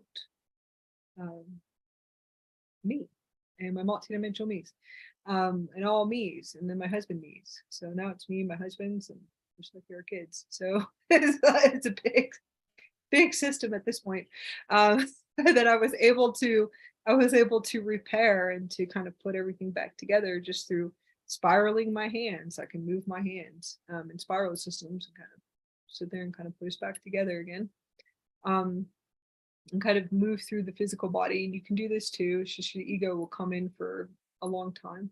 You can kind of move those systems around. So the unique energetic blueprint system, and when I was activated on, there was just interesting different types of setups is what I see. And I feel as if there was a good system within my life body that would just shut everything down. And that's cool because it was designed that way. Anytime we see any type of frequency transmissions coming in, the system itself, like the light body, the Stargate, would shut everything down. And you would feel like you're going through a shutdown, and that's okay. It doesn't matter. So I was able to kind of connect to the 7 and 7 system and the 14 system. And the 14 to me is the gate system. And how I saw it created and designed is that there was 2 stars. Okay, so 2 angelic human souls, 2 stargates, 2 physical vessels, 2 physical body vessels, that were able to reconnect. Okay, or it was their gate system. So I guess you would call it counterparts if you look in Egypt, counterparts. So it was a 7 and 7 system, which is a 14 system, and there was 2 Stargate vessels for each Stargate. That makes sense. So 2 crystals, 2 crystals, which is like us, like me, 2 crystals that had the same blueprint design for 1 Stargate. So 14 Stargates and 2 crystals for each Stargate. And that's actually what I was told, is that it would have to be 2 crystals for each Stargate system. So I thought that was really cool. I guess you could call it twin rays or celestial twin rays or counterparts for 14, pretty much 14 Stargates, but I saw more 7 Stargates, so there's 14 Stargate systems that I feel like are just non-existent here. So that's where I realized that I'm definitely from another universe. Okay. Once those stargates come on, once the stargates come on, it could be the multidimensionals, but I haven't really went back to that blueprint. But that's how I saw it, and I felt as if we were all supposed to come back together and to align to each other, like in this lifetime, and it would be 2 crystals for each stargate, and then we'd be able to restore the universal time matrix. But since I came out completely, went and ventured out in all of the communities, I sat here going, I think this could be in another universe that we're supposed to be doing this. In another universe, yeah. I realized after I was able to restore my plates that I'm from another universe. And that's where I was like, okay. And there's been a lot of other things since. So I never really opened it back up, but I thought that was pretty cool. And I always would connect it to those 2 networks, which was Isis and Osiris, the 2 networks. Now it's a network, but it's actual Assyrian system. And there's a few other DNAs involved to it too. So it was really interesting, always going back to that story. Now I know we know that it's a loop system and a trap grid, and we understand that too as well, and that's okay. But once you work through that system and you clear the trap grid systems and the wormhole systems and all the other systems that are involved in it, and you can dismantle it inside of you, kind of like the Rubik's Cube. And you would work through the Rubik's Cube system, you'd be able to dismantle it, and then you would be able to really connect to the most beautiful story of Isis and Osiris, which were 2 beautiful Syrian beings that were humanoids. They're absolutely radiant, but it was not just them. It was like a whole civilization. It was really beautiful. Which, yeah, which probably could be accessed in the next universe. So that was definitely what I saw and what I was programmed with. And the other thing that came again is that there was supposed to be some type of what is it called? A group of 13 or 14. I always got 14. So I actually realized I'm definitely from another universe when I kept hearing about the 14 coming together again. I realized that that is a totally different system in itself, that I'm obviously from another universe with a totally different system. So I thought that was pretty cool, kind of just sharing. Yeah, it's very similar to that Atlantean dream. All the brotherhood and sisterhood come together and anchor this massive blueprint on Earth. Yes, exactly.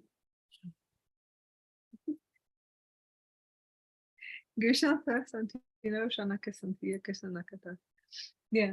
So there's like many different I almost feel as if there's different, I call them Rubik's cubes, that you have to work through inside of your physical body in order to unlock like another dimension, like another key system within inside of you to remember your plate systems completely. And it's a multidimensional experience, right? So they always say it's multidimensional experience, and that's fine, but it really is not a multidimensional experience in the future. The ones that are from the future, it has to be a multidimensional experience in this time and space. So it's not a multidimensional experience in the future.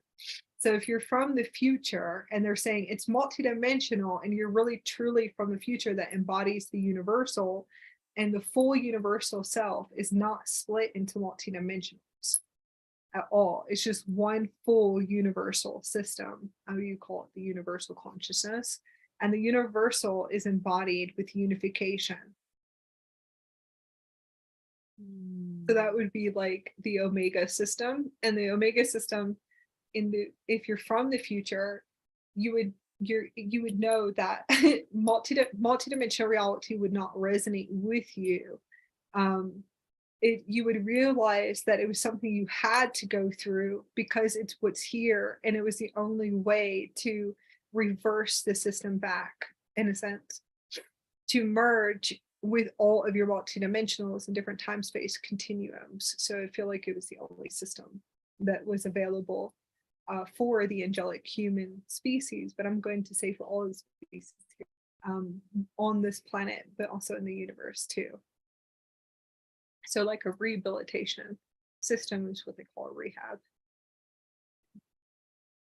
as well. Yeah, and that's also like the Andarian system. So the Andarian system, which is a galaxy system. Those templates is just it becomes just a universal system. And that's what you would call the future. So just an interesting system that they have set up here too as well.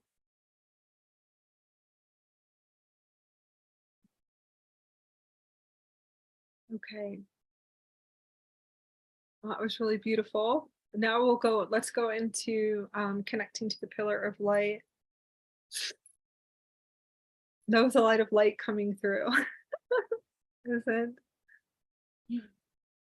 Okay, I'm going to hopefully, hello.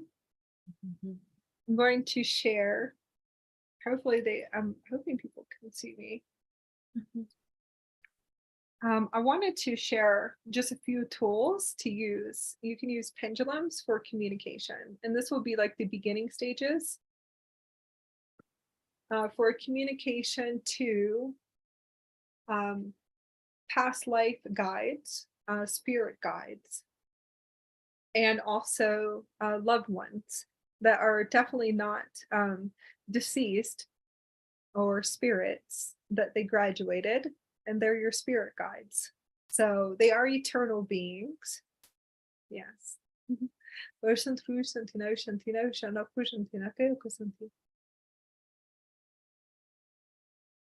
So these are beautiful pendulums, and you can use these for beginning. You can also connect to these for your higher self, different guidance and navigation. I call it navigating to the universe. You can also connect to the universe with your pendulums and start asking the universe to assist you to realign. So if you want to connect to the universe, you can use a pendulum. Spirit guides, previous lifetime, I call them ancient ones. So those are us in different time space continuums. But there is no past lives. It's okay though. So we'll call them the ancient ones, and that would be your previous lifetime. So you can write this down if you want. So it's just, I'm bringing through what's coming in through the plasma streams. The universe, your universal selves, you can communicate to your avatars. You can communicate to loved ones that have ascended out of the body and have graduated. Yes. And also spirit guides too.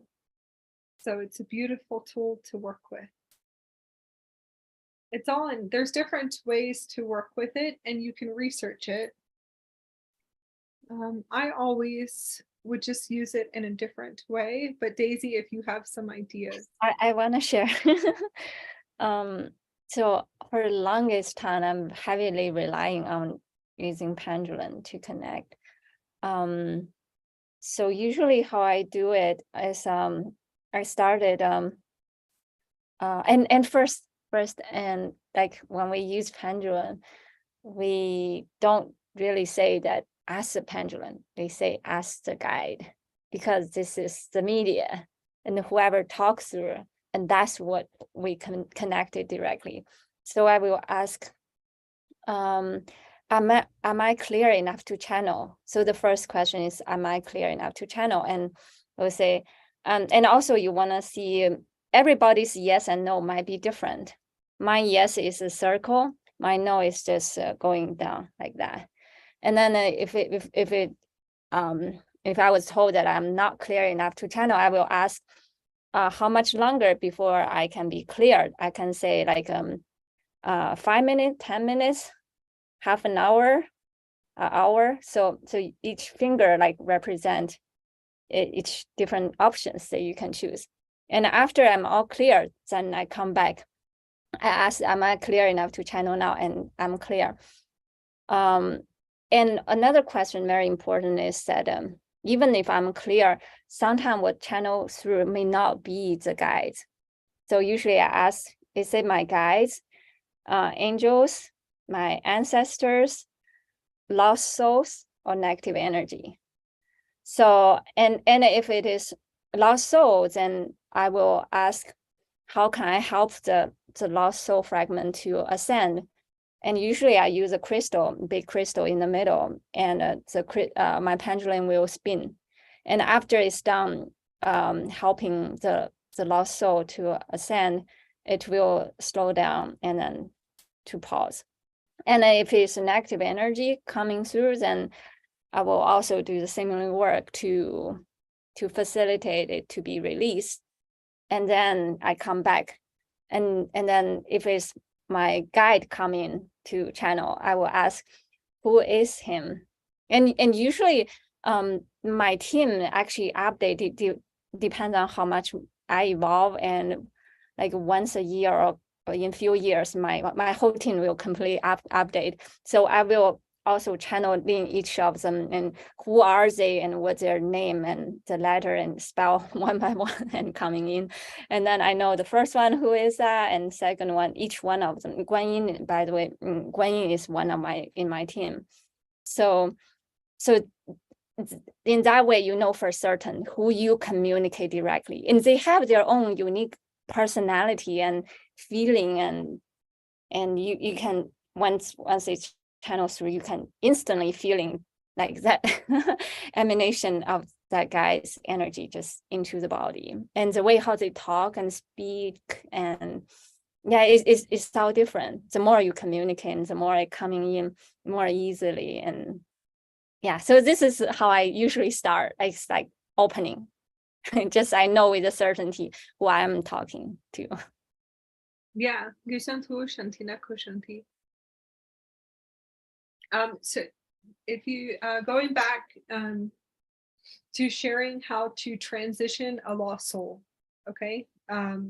So the lost soul or the soul that hasn't been able to, let's just say, transition through a gate system, will you just show them again?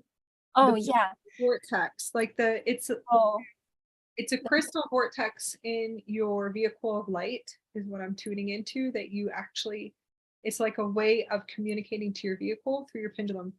Yes, through the pendulum.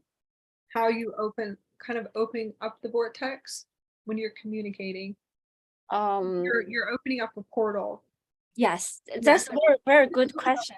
The portals with pendulum. Yes, opening the portal open. And by the way, my understanding of what our mission on Earth, or at least for me, like it's like I'm a janitor. Like everywhere I go, I sweep up the ground, all the fragmented soul, just enter into not into my body. It's like I have the archangel or the guide holding a light chamber behind my body, and it's like I'm like the beacon of the light wherever I go, and the light will beckoning all the fragmented soul, just come in, enter the chamber, and they will all be stored here.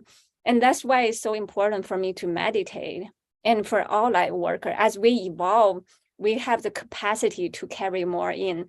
But if we don't meditate, our personality and our mind chatter would get distorted, because all those fragmented soul, their personality will kind of like nudging into their own way, into our own consciousness. So I have to meditate more frequently. Every time I meditate, and the chamber that holding behind me will open up, like the portal gate will open, and then all the fragmented soul will all ascend as I ascend, as a piece of me ascend during my meditation.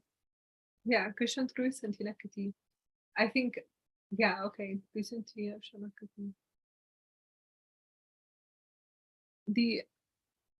When you're connecting to your vehicle of light, everything that you're doing, she's definitely using a pendulum to open up a portal, like a crystalline stargate. So I feel like this is your, for right now, this is how you open up your stargate to release the lost souls, fragments, and also fragments and echo of consciousness.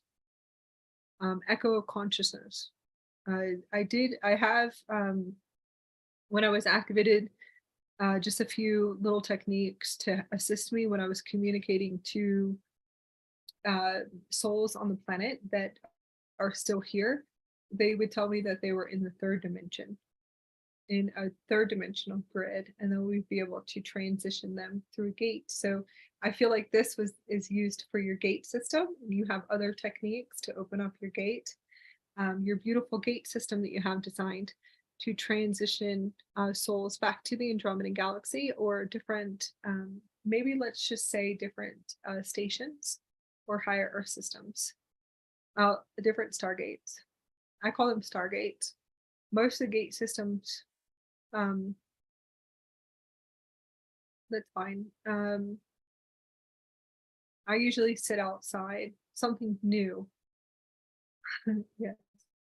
Something new. I sit outside with crystal bowls, and I can work the crystal bowls, and I open up the holographic blue screen in my Merkaba, but it's not really Merkaba.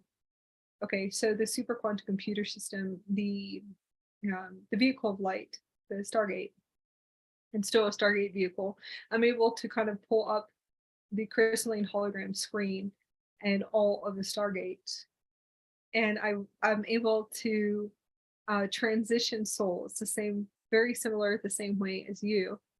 And I can open up all gate systems, or 3 gate systems, vortexes through the crystalline holographic screen as I'm playing the bowls.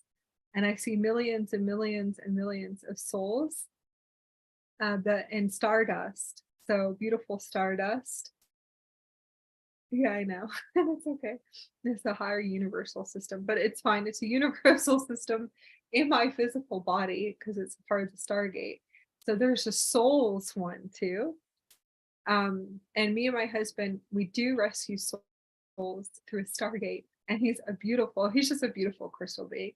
And we transition all of these souls to Breeze, and then other souls too, through this gate system. And we're able to open up the gate system to the souls. And there's another gate system for the souls that are stardust. And we're able to open up these stargates through our vehicle of light and open up the screen. And we use sound healing bowls to open up the gate systems, and we're able to transition them back to source, or back to the Andromedan galaxy. So I see crystalline stardust is actually what I see. And then there's a soul system where they all look like solar souls, beautiful solar souls, and we're passing them through a gate. So like millions and millions of souls, what you call the lost souls, and different debris and echoes that we're able to repair. And we open up all the gate systems. These three gate systems that we work on. I usually have 3 gates. So that's another universal gate system that I open up. And that's returning this line, the stardust, returning the stardust fragments. I guess you call it fragments, but they're stardust. So they're like stars, like millions of stars.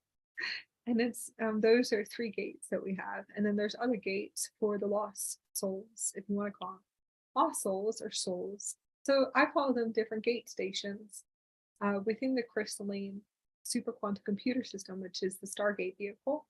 And we just open it up, and I just do sound healing And that kind of assists with the meditation of remembering how to kind of get everything done through different gates. So you can use the portal technology and the Stargate technology with crystal bowls and sound. So it's sound, light, and I usually have water there too. So I put water, and that's more Lemurian. So I use water and Daras and crystals, and we sing through the physical body, sing the harmonics and the harmonic sounds, the beautiful harmonics through our body and through the crystals of our body. It sounds like angelic choirs, and we're able to open up all the gates and to be able to transition them. So I would have to say stardust, lost souls, ones that have ascended out of the body, and then souls on the planet too. So that's another gate system. So the ones that are here in physical ascension, there's a spiral system, and we open up the gates, and I'm able to transition like thousands of souls or millions of souls through a spiral gate. And we're really beautiful. We all look gold. A lot of us look gold, and really sparkly in plasma. So it's absolutely radiant. It would be beautiful if everyone could remember how beautiful they look. So, but it seems like we're still transitioning through those impurities, and that would be self-love and self-image.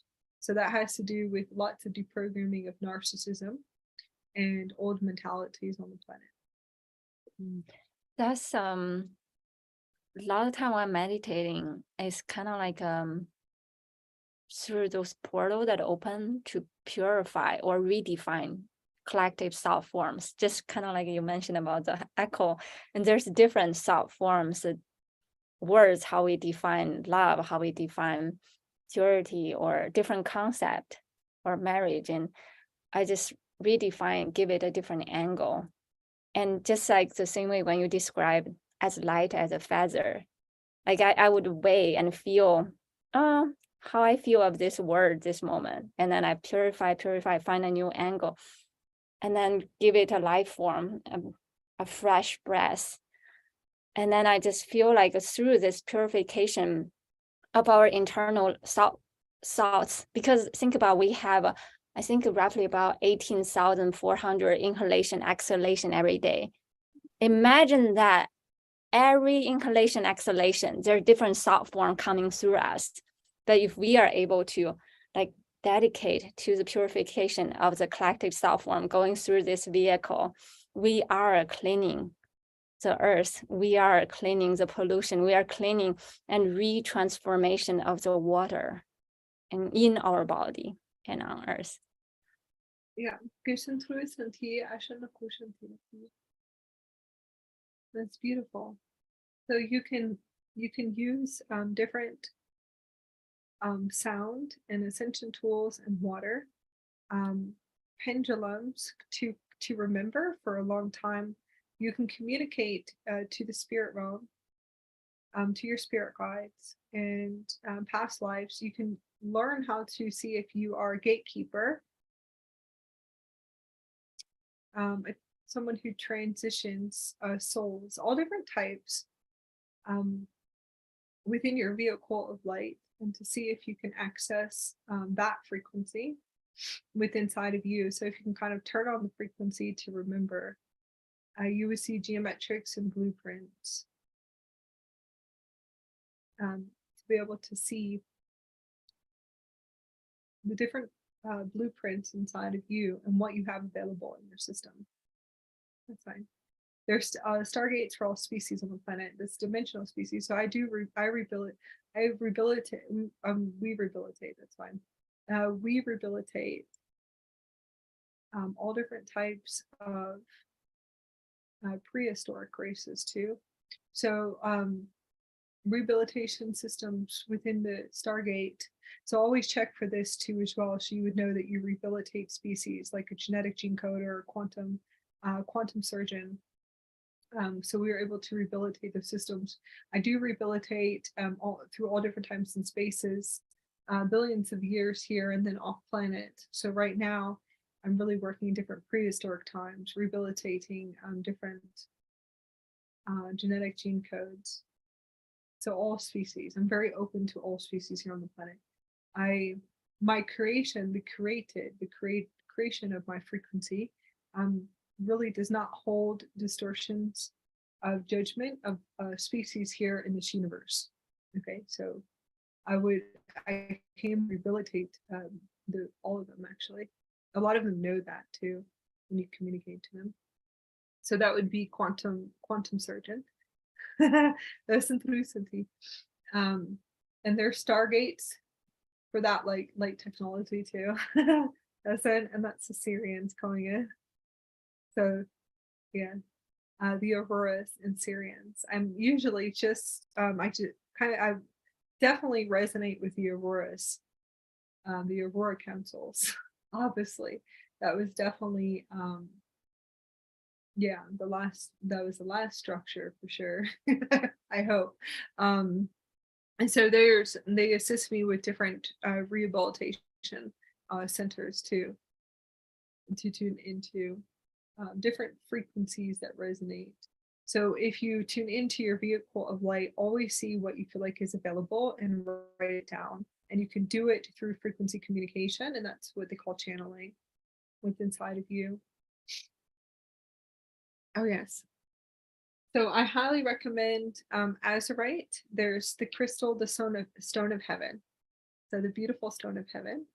And that was the creation of the galactic name is Azurite. So that's the last name that we chose. The last frequency of my name. So Akasha Azurite is the stone of heaven.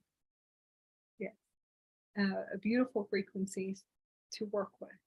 I absolutely love Azurite, and I feel like that it opens up all channels. There's also Herkimer Diamond, and I don't have one, but Daisy might have one here.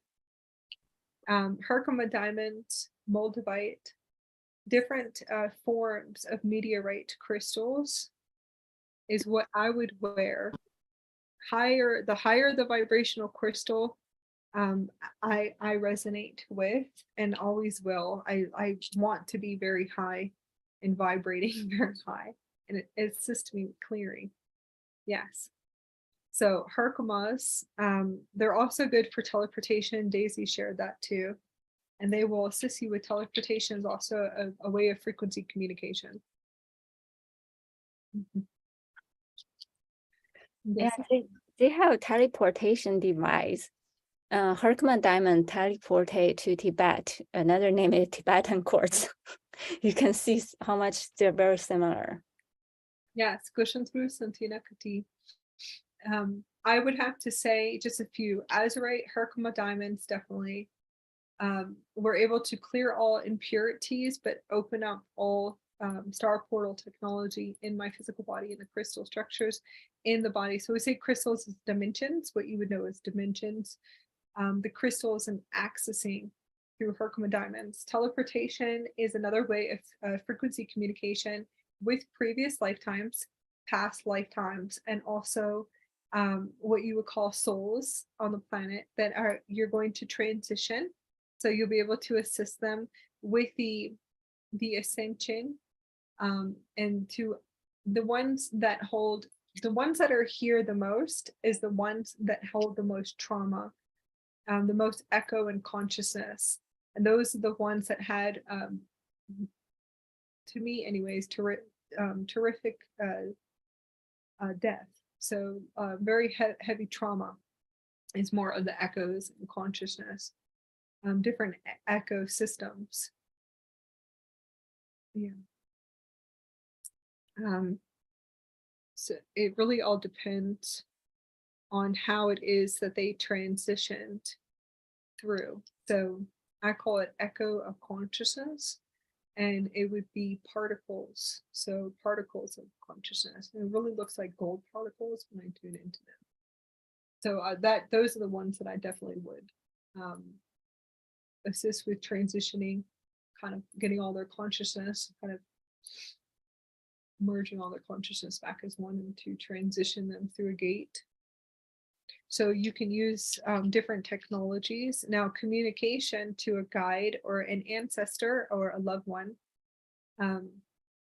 Azurite, Herkimer diamonds, Moldavite, anything that's a higher vibrational crystal. How would you know?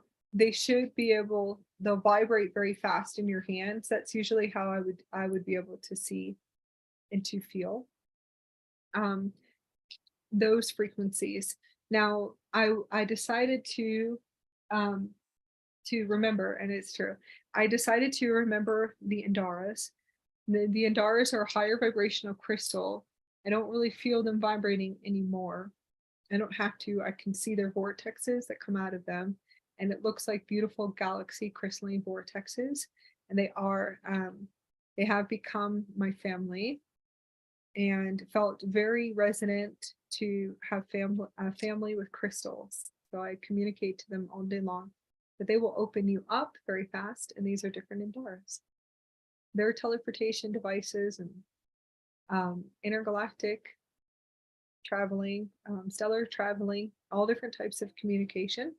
So soul communication, past life, previous lifetime, spirit guides, your multidimensional higher selves that are in your morphogenetic field are your spirit guides, ancestors too. So these are the tones that wanted to say hello to you today.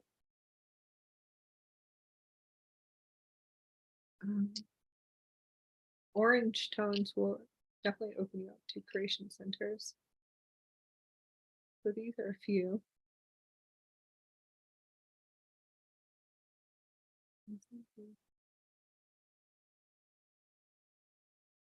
You probably might need pink when you're transitioning different souls or echoes of consciousness.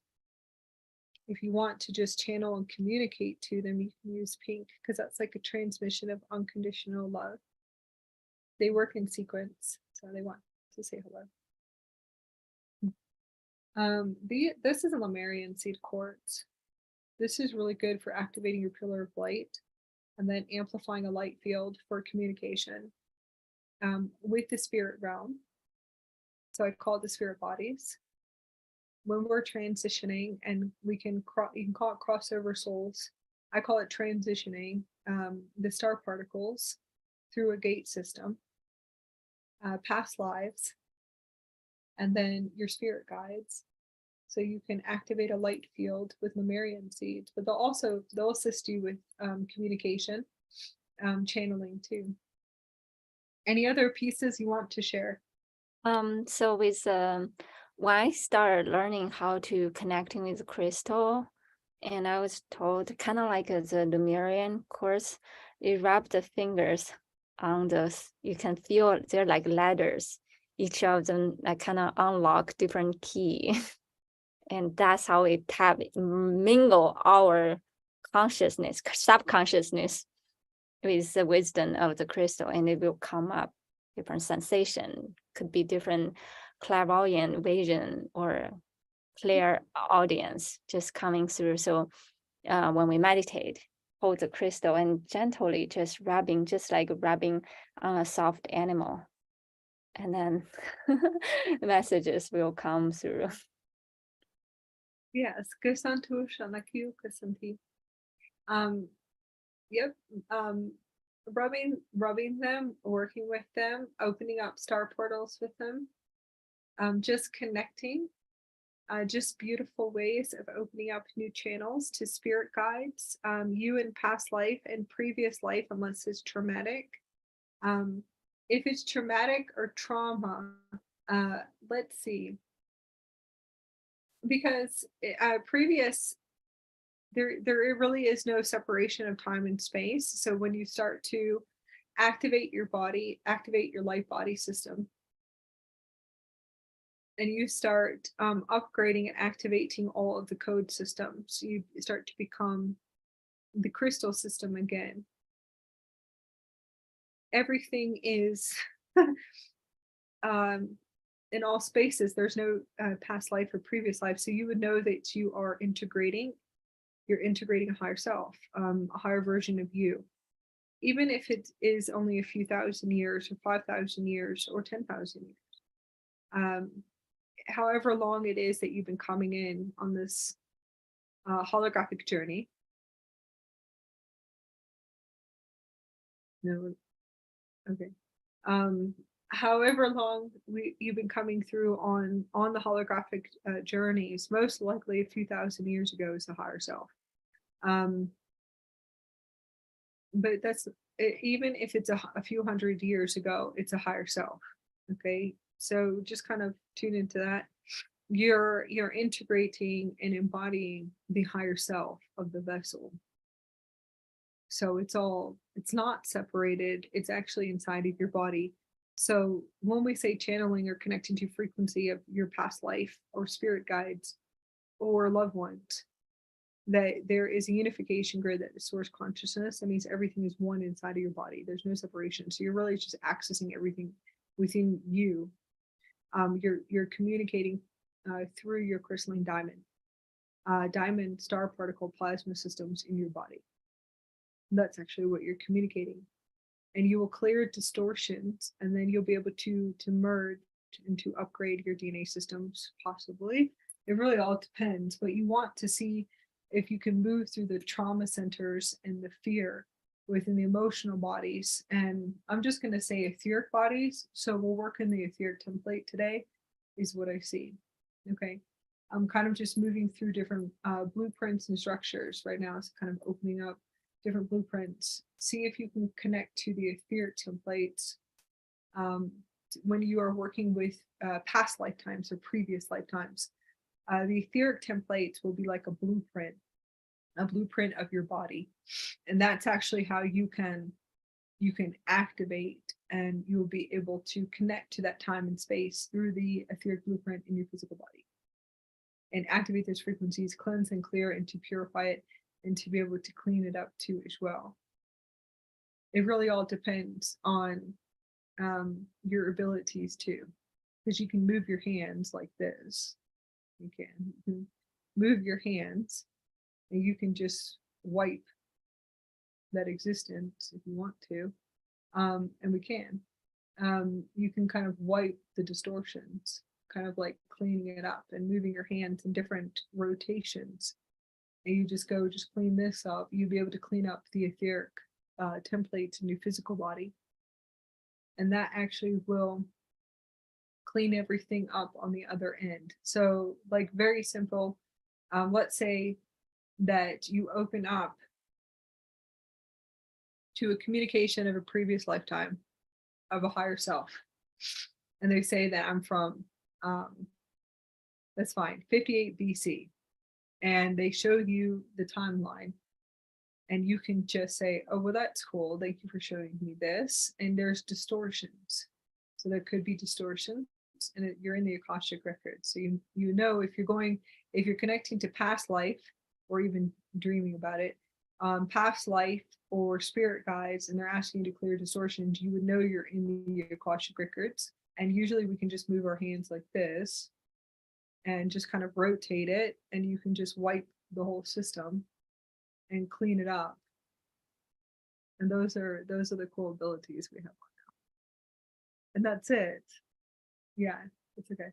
Usually my sister will give me a gold star and go, you get a gold star here. Then you would you can merge your consciousness, you would become one again, so you would unify. It's not a separated time and space. And then you get to have fun and learn some really cool wisdom afterwards. So it's always the wisdom is what you're unlocking and what you're connecting to. And so it's really cool. Yeah. Gizem trösen tu shapishno pushen tia pasentina pishin tu nakati. Gizem tina kata. Gizem ti. Gizem lokata. There's one that comes through earlier when you talk about the sound, the healing through the sound, and what I feel like is this echoing of the lineage, as in our spiritual DNA lineage, channeling through. It's kind of like we are the hollow bone of our lineage, and the sound echoing through as we doing the healing, whatever tune of this lineage, just allow it to dance through and singing through our vehicle. The bone itself, it is a crystal chamber too, or the crystal ball, or a crystal flute. We are that hollow bone. We are the bone weaver, just like the dream weaver. Yes, there's also crystal harps too, and there's crystal harps that you can play, and you can use those to move through time and spaces, and to clean everything up, to clear distortion, and then to embody, unify, and to unlock all the wisdom inside of you.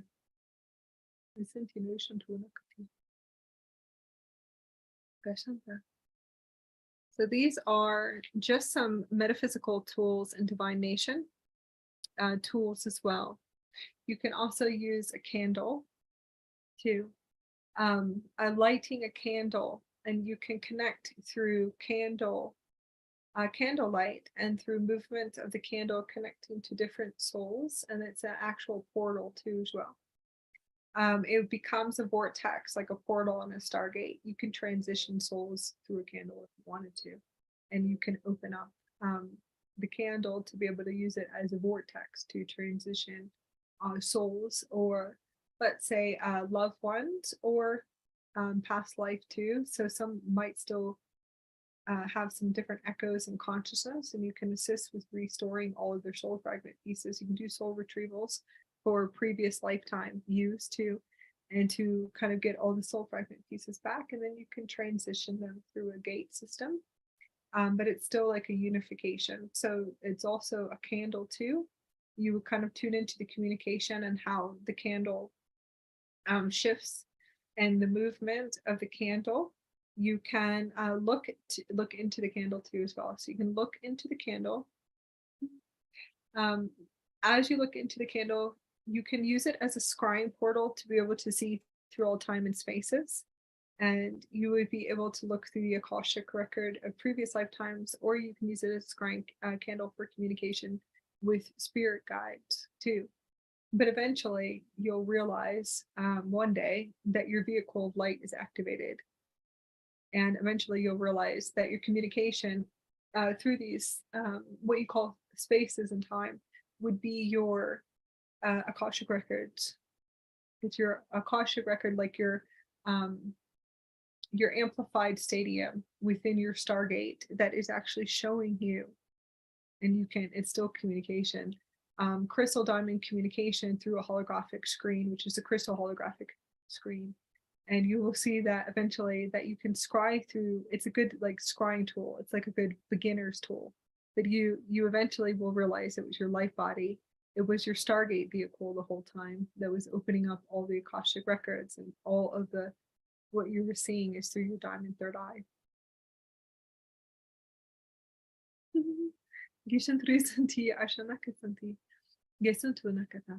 So that's one. There's another one too. There's different crystals, different like chandelier crystals. So have you ever seen chandelier crystals? Do you have a chandelier crystal? Not in this new place, but you're talking about those kind of spins, right? Yes, and I only have I have a chandelier crystal, but they're chandelier crystals and they have different geometric shapes. And if you spin it, you can see, you can use it as a scrying tool to see through different times and spaces too. But this one is cool because if, let's say it's a past life, or you're using it as a Stargate to transition a soul, you can spin it. You can spin it like in a 360 degree, and you can, this is how cool we are. You would just tell your vehicle of light, and you would just tell the higher self to repair all soul fragment pieces through the light spectrum, the rainbow spectrum of the chandelier crystal. It looks like a chandelier, but it's like a crystal structure. And you would just sit there and spin it, and you can restore all time and space, and all spaces and time, with your highest version of you, which is the vehicle of light. And to open up a Stargate, and you can pull all echoes of consciousness by spinning it. And I don't have one with me, but you can kind of hold it and spin it, and you can repair all fragments across all time and space, all consciousness, all echoes, all star particles, and you can spin it. And as you're spinning it, you can merge everything back as one. You can open it up like a stargate. You can transition the soul back to source.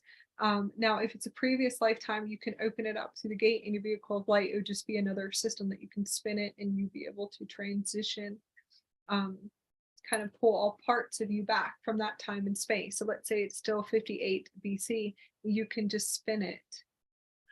I'll go grab one so I can, but you'll have to keep talking to them, Daisy. This is very similar as my recent experience, because I'm constantly meeting new people in life and processing all the amazing energy. And one day when I meditate, I see my body, my whole energetic light body, like that chandelier crystal. Every soul that I come encounter, like within short period of time, just like holding different facet of that chandelier crystal. And I'm seeing this surge spinning like toroidal field, all this energy just inundating and surging and like start flowing. But before it start flowing, I'm seeing how each person, like a mirror, like holding different facet of that crystal. And I'm seeing which part that was holding more tight and need a little bit nudge and work to make it flow. And once I'm releasing my attachment to that specific person's attachment, that person actually just mirroring that facet of me, of my crystal, that not able to spin yet. But once I'm fully released, I see this huge amount of surging just start flowing. This giant chandelier crystal start flowing. Like this Yes. the one you sent us. So you can. There's all kinds of stuff you can do with it. But sometimes you have to learn all the wisdom. But yeah. Okay. So a few things. But yes, like this. And you can just spin it and work with it. The light fragments, you can sit outside in the sun. You can use the rainbow technology. You can move through all time and spaces. You can do frequency communication. You can communicate to your previous lifetime spirit guides or loved ones through this, and you can spin it. Now, if you feel like you want to do quantum activations, and quantum activations would be through keys. To activate keys to use quantum healing to repair all time and spaces, all fragments of self, all of your soul fragments, through all spaces and time. Like I said, distortions or echoes of consciousness, and I call it echoes of consciousness. So body parts, fragments, parts of you, that different types of soul retrieval, and you can spin it. So if you're communicating to a previous lifetime, higher self, you can use this to restore any distortions. You just spin it. You use the light technology with your vehicle of light, and you will one day see particles of light restoring. You would use it as a Stargate teleportation device for your Stargate, and you can transition them back to source or release them, and to release them back to source. And that's fine. This actually can repair trap systems too. Any type of traps. Trap contracts and trap soul contracts and trap soul group contracts. And that this would be what I call the duty work, the foot runner. Yeah. You can use different tools of remembering, and you would be able to kind of unify everything back as one, or you can learn how to dismantle trap systems. You can dismantle black hole systems and wormhole systems too. As well. Yeah. So that's really beautiful. This is another piece as well.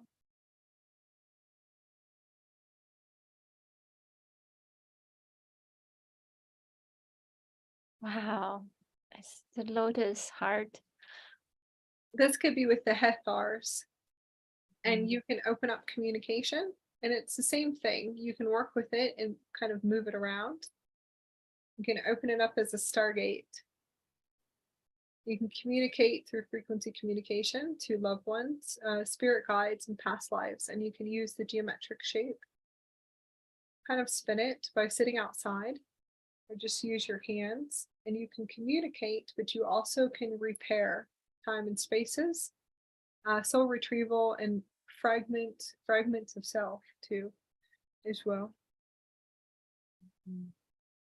Yeah, you can also move through wormhole systems very fast that you have to dismantle. So these are just different tools. It's all connected. So anything that's coming through, you like, what does that have to do with what we're talking about? It will, because you can transition millions of souls or species. Let's just say species, multidimensional species, through different vortexes, and can bring them into the physical and use different Stargate technology to be able to release them and to transition them back to source or whatever is supposed to come through in that now. So that's a good tool. Different geometrics, and they're also windows in time.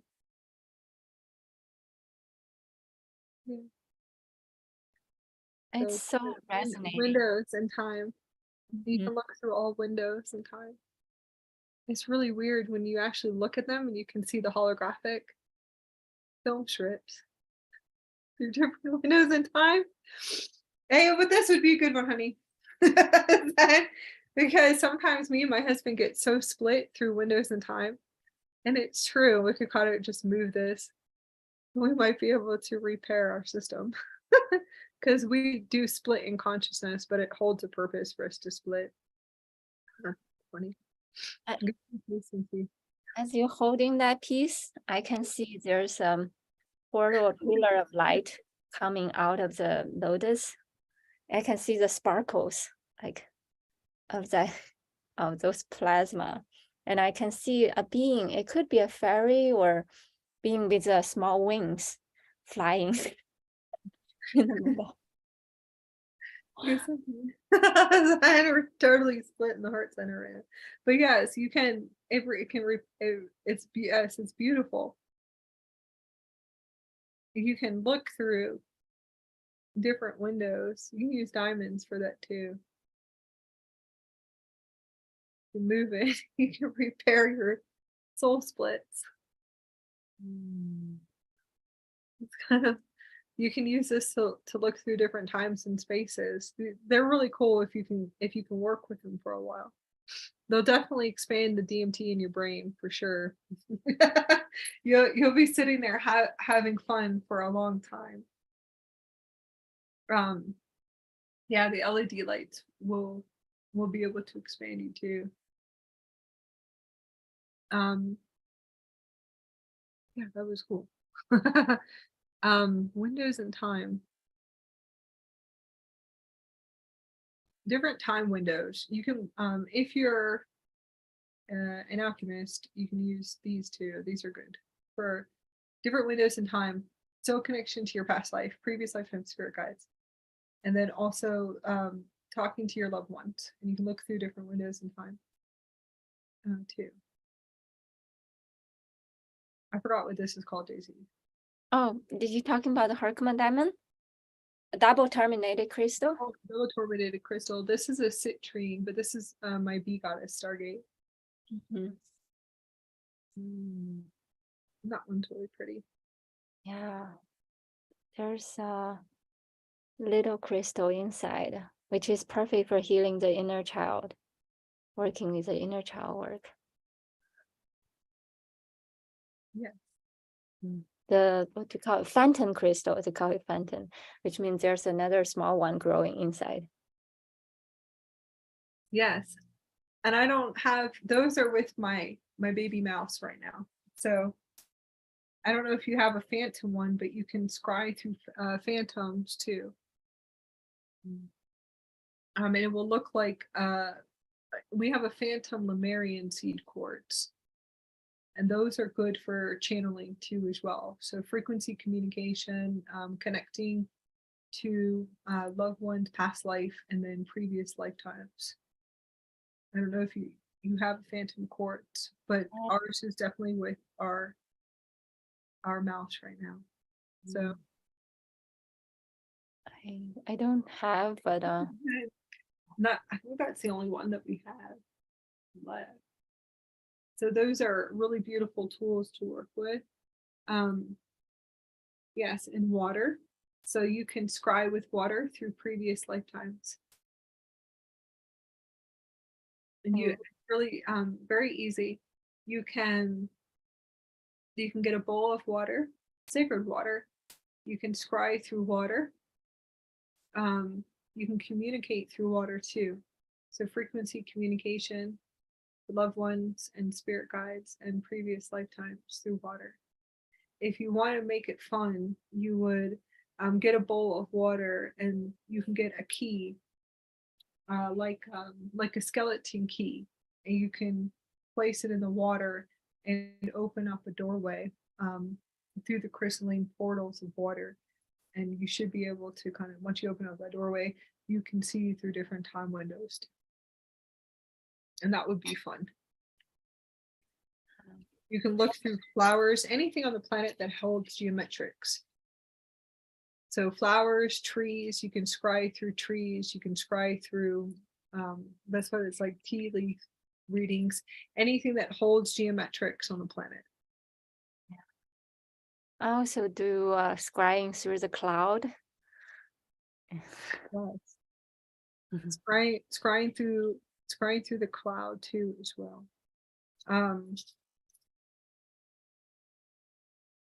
Well, there is portals to certain light technology. So it's really, if you need messages, you would ask the universe to give you messages, and your phone will give you all the messages. But it really is your super system, which is, it becomes a universal Stargate or a multiverse Stargate. But it eventually becomes a super quantum computer system that will communicate to you through frequencies. And this is a frequency. So a phone is a frequency. Everything is a frequency. A book is a frequency. It's just a frequency. Headphones are frequencies, can communicate through there. It's frequency. So a lot of people will say the radio is communicating, but there's no sound on. Yes, because it's frequencies. The frequencies is actually within your morphogenetic field, which is your crystalline frequencies. It's your universal frequencies or your multiverse frequencies. Yes, and that's, once you realize that everything's a frequency, that's where you'll be able to bend time and space. You should be able to bend time and space. You can manipulate energies too. So that becomes cool. Once you just realize that everything's a frequency, the universe can communicate to you through frequencies, through anything. Whatever it is, yeah. And also through computers. So it is real. It's super real when you have spirits communicating through frequencies of electronics. It's called echo of consciousness. That's a little bit more of an echo of consciousness, like a frequency transmission. The universe will communicate to you too. Your spirit guides can communicate through any type of frequency here. And they're your multidimensional systems, which are probably just like a light frequency. And then previous lifetimes can communicate to you as well. It's just most likely you haven't been able to really turn on everything in your light ship yet. And then you'll be able to start to see light ship, Stargate, light ship, that's fine. your vehicle of light. we shift around. That's the Andaras. The Andaras like pop out vortexes through here. The Andaras go pop out new words, new frequency words. So that's why I'm sure we sound absolutely hilarious to sit and talk to. Because it's the Andaras will like kind of computerize through their vortex new words. here, what about this? What about that? So it's like all these different crystalline dimensional grids. That's what they do. It's like we could be here forever in a geometric pattern with all of these Andaras in the room. Yeah. That's funny. No, it's not I do have a poem I wrote when I was scrying on the beach, just looking at the sand. Would you mind me sharing that? It's actually, I'm connecting with the spirit of my old cat. Yes. How I wrote that poem. Yeah, let me share that. So I posted here.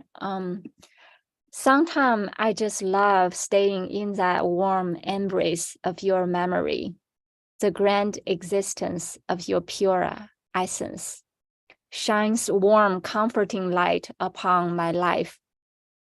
Thank you for being in my life, for loving me and blessing me with a short memory of your unadulterated love.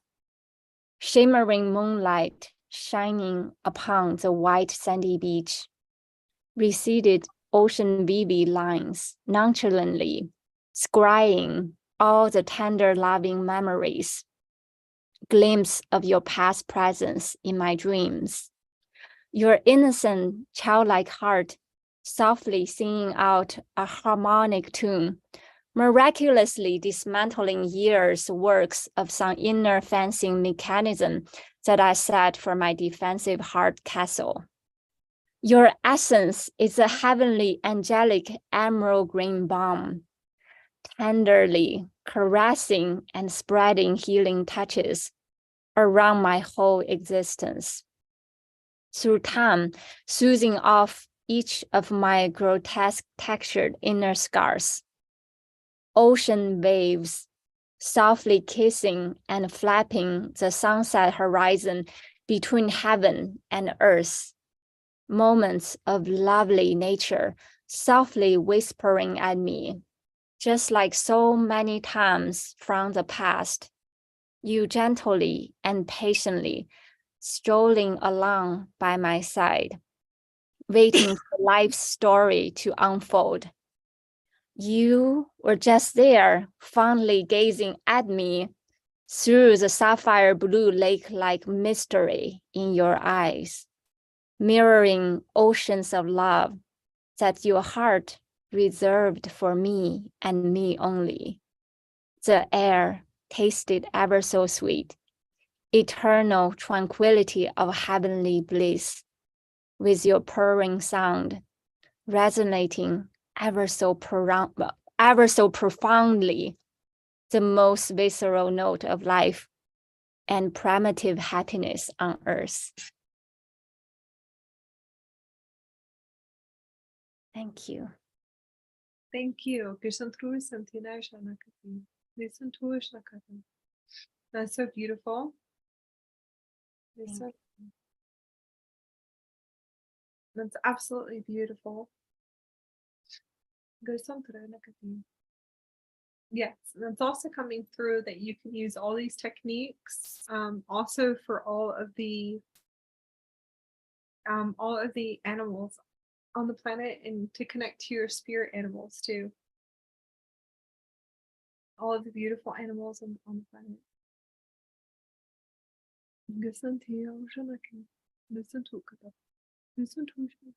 It was so interesting when I tapped into my cat Mama Kitty's field. I enter into this portal. It's a large portal, and she's there waiting for me. She's saying, "You finally got it. You finally got it." And when I enter the portal, I realized I can understand the cat's language. I can understand the whale and the dolphin. They speak the same language. It's so interesting. Yes, because don't do ocean to knock you ocean.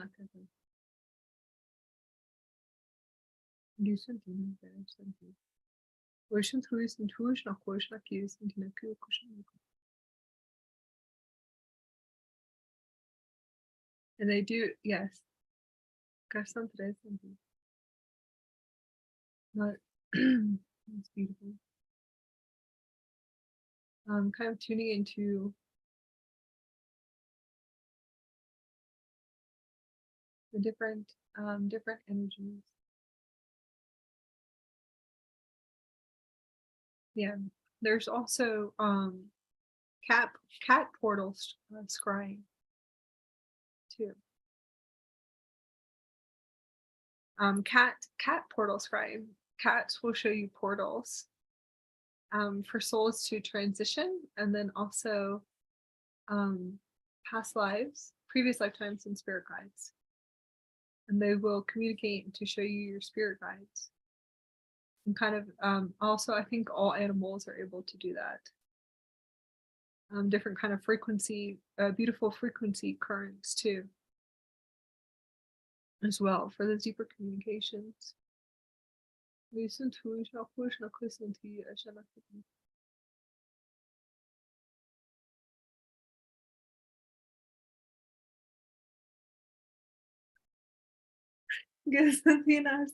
kati ashana kata. Santina ashana kati.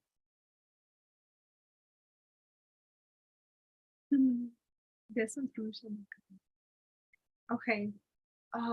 Daisy, do you want to share Oh, a way to activate your pillar of light? Let's go into pillar of light development. yes. The pillar of light is a creation for you to amplify your field outwards. The pillar of light is like the foundation.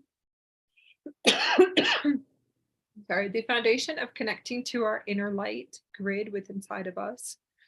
It's a beautiful way to just kind of set up a space, a beautiful space within inside of us, to hold a space while we are connecting to frequencies. So frequency of the dimensional grid, and that would be frequency of the soul consciousness, which is loved ones. Guides could be in higher dimensions, so the dimension and beyond, or we can connect to our multidimensional higher selves that are in different spaces in time, which would be previous lifetimes or past life, or spirit animals. It's a good way just to amplify and to set up a light pillar, and a beautiful frequency light pillar.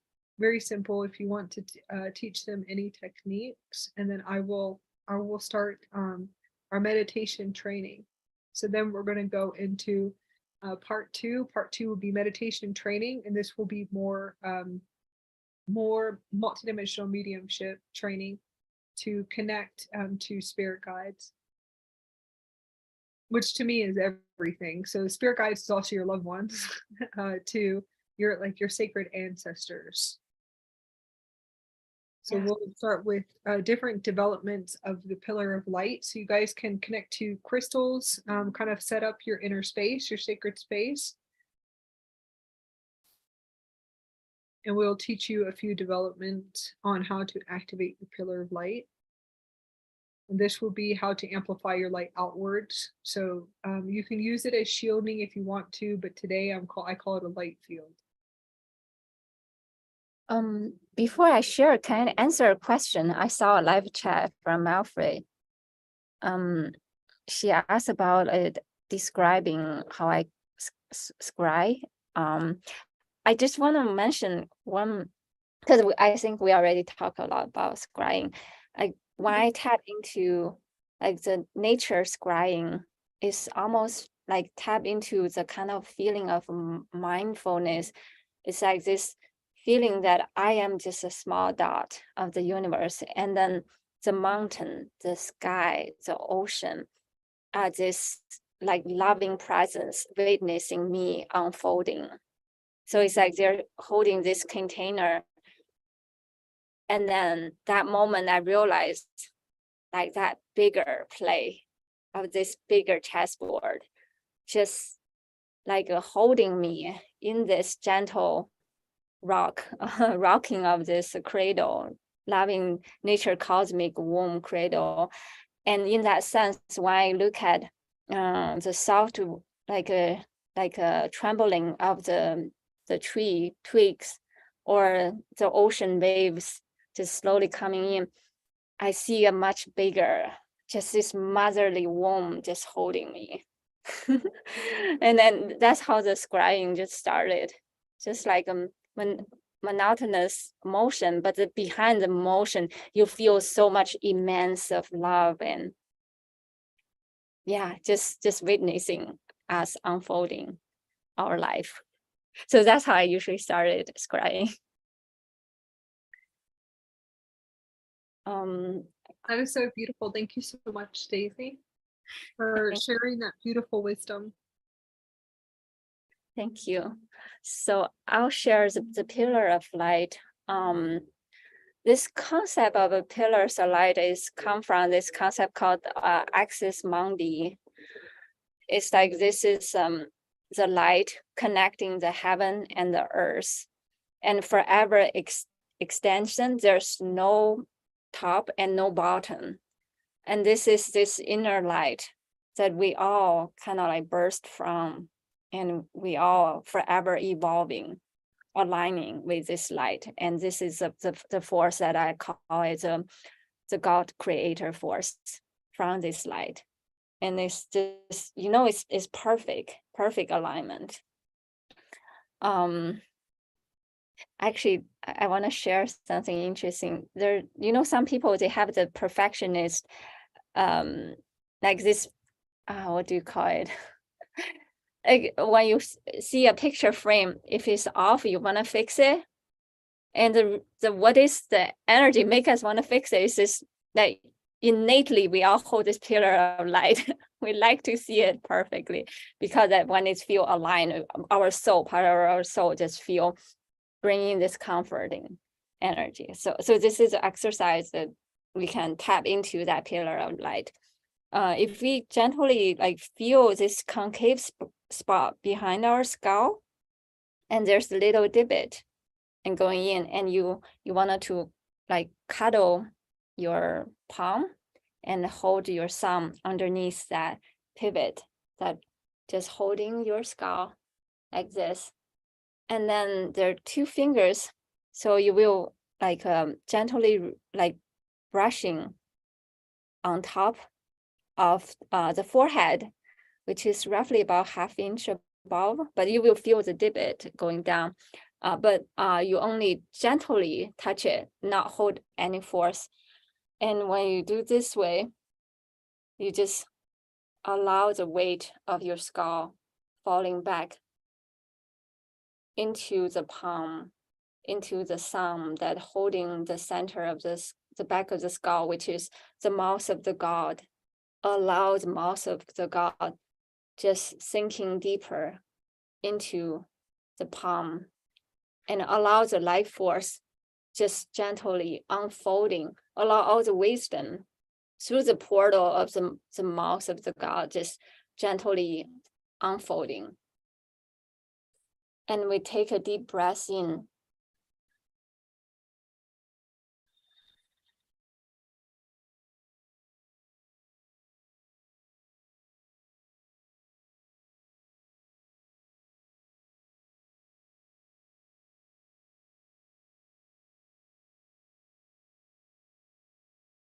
And allow the breath sinking deep through the back of our skull, through the back of our spine and the center of our Sushumna line.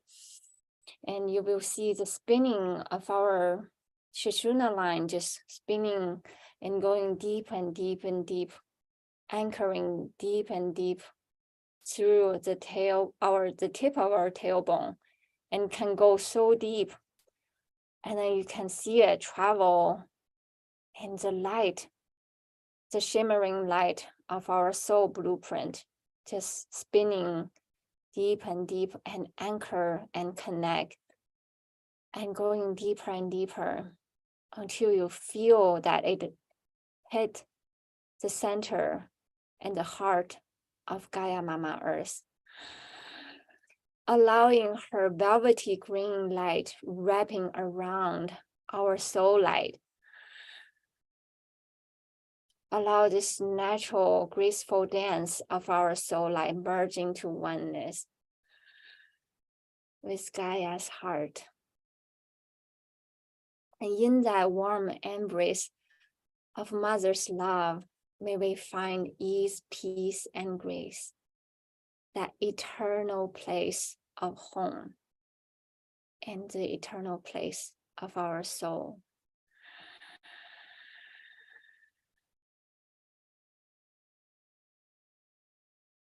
And the place that we become oneness with her.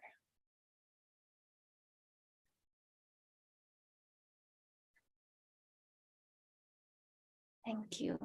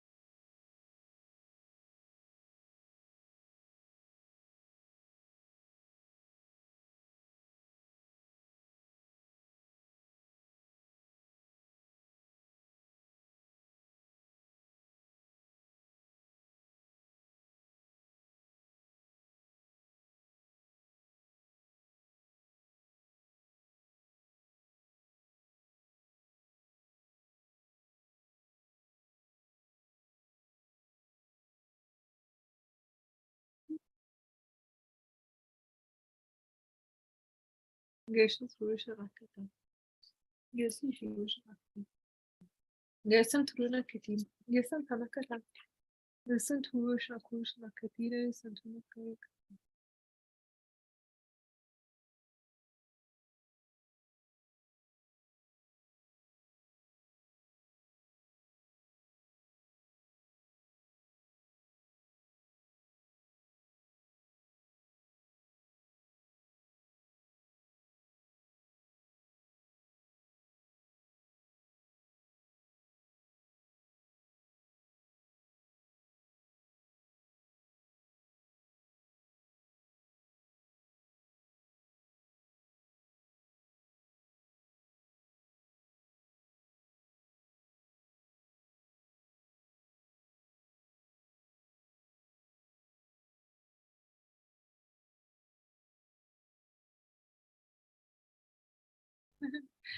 Okay, we're going to connect inward.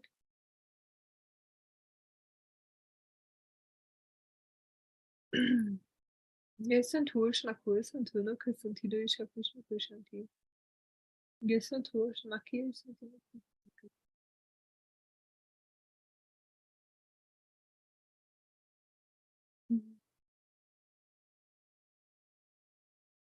Thank you.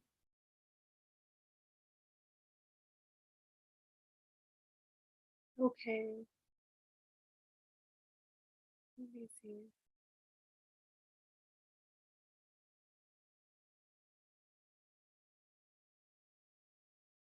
Okay.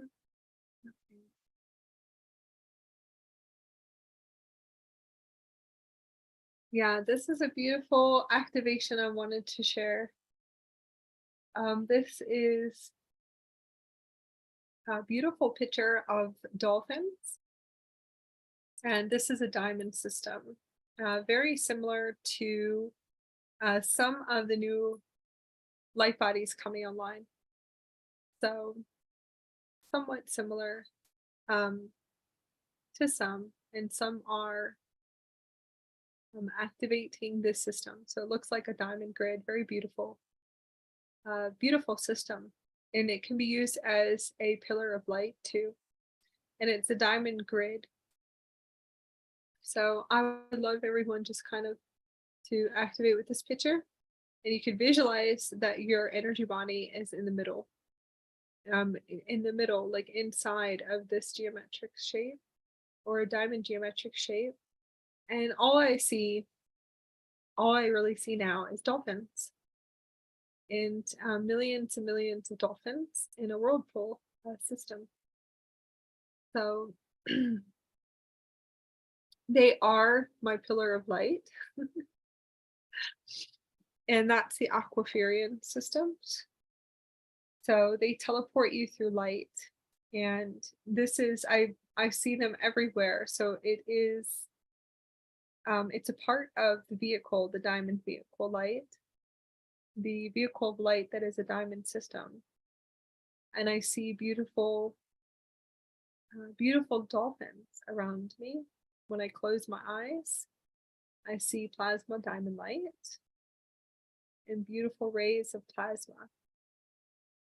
And I can see bubbles and rainbow bubbles, and I see dolphins, and I also see, if I'm correct, to see amethyst order usually floating in front of me. Different types of dolphin races, and this is the light field, the pillar of light. It's the Merkaba. I see dolphins always in my room, and millions of dolphins everywhere as I'm teleporting. So they assist with light, traveling through light too as well. When I'm walking, I see dolphins coming out of the sidewalks. So I think it's beautiful and amazing, but I see dolphins jumping out. And they're helping me materialize the holographic reality. So it is a part of the pillar of light in the development of the pillar of light. Good sense.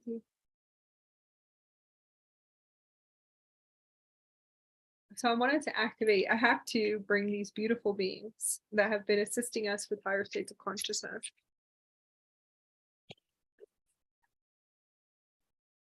And beautiful higher states of consciousness. So I would like everyone just to connect inward, and we're just going to walk you through a pillar system too.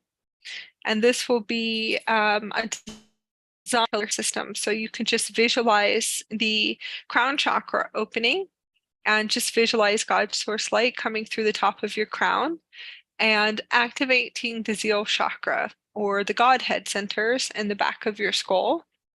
So there's different vortexes where you can connect to your pillar of light and just visualize your light field, a beautiful light field that you are activating, and just stream the light through. And you can bring it through the crown, or you can activate it in the heart chakra. And we're going to activate a diamond geometric shape around your morphogenetic field, very similar to the picture that is shown. This will be a star portal light technology. And as we activate the diamond pillar of light, you can bring it through the heart or activate it through the heart and just run it to the top of the crown. And just run it to the bottom of the feet, or just visualize the pillar of light opening and activating sending diamond systems out of your heart chakra, like in a 360-degree around you, and just bring those frequencies and amplify your light field outwards.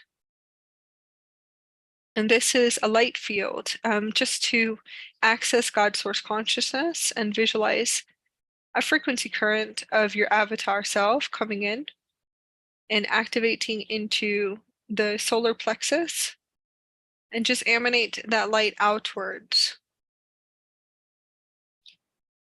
And just open up the fields to the solar plexus to connect to your higher self.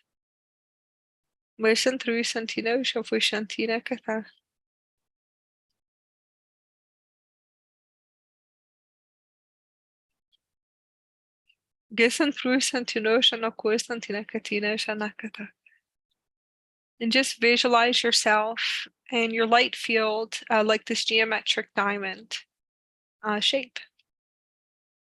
Like a beautiful diamond light field, a pillar of light around you. And just put one hand on your heart and one hand on your brow chakra. And just breathe in very slowly and exhale slowly. This will assist you with tuning in. To being able to tune into your heart chakra. Listen to and to tune into the heart. And just breathe in deeply and very deeply. And just exhale and relax your body.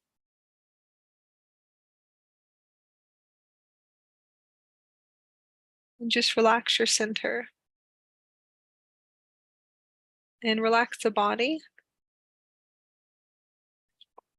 And to connect inward. We're going to connect today. Today we have a transmission from the Hathor Councils. And I would like for you just to visualize yourself in a beautiful diamond geometric shape, like the picture that we have on the screen.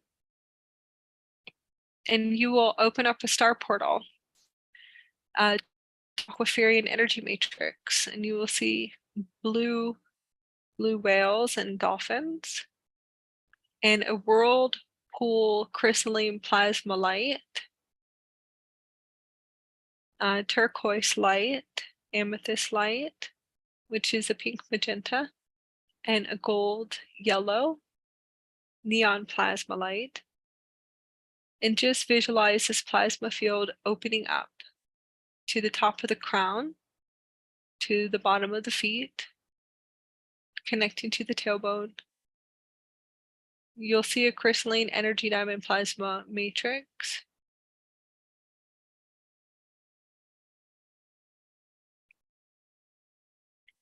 And you might see hunchback whales and sea turtles.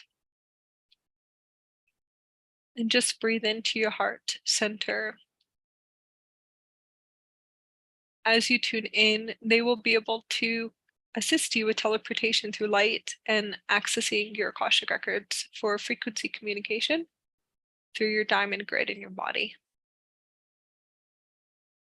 As we open up this portal, you will see the Hathor Councils are going to assist with the teleportation with the Auroras. The Aurora Elementals, you will see bubbles and plasma bubbles, beautiful plasma bubbles and rainbow bubbles.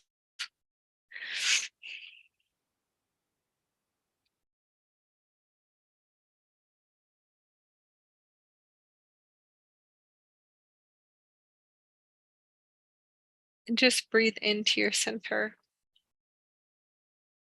You will see beautiful bubbles of plasma, light, and you will see 4 pillars that are outside of you in a circle vortex.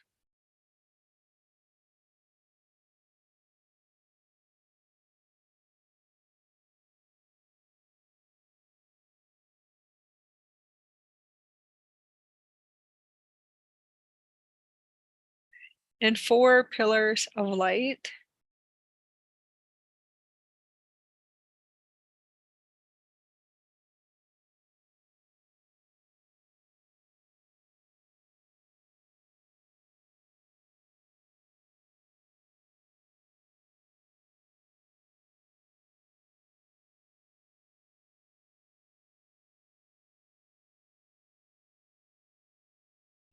You'll see 4 vortexes of a pillar of the Hathor temples.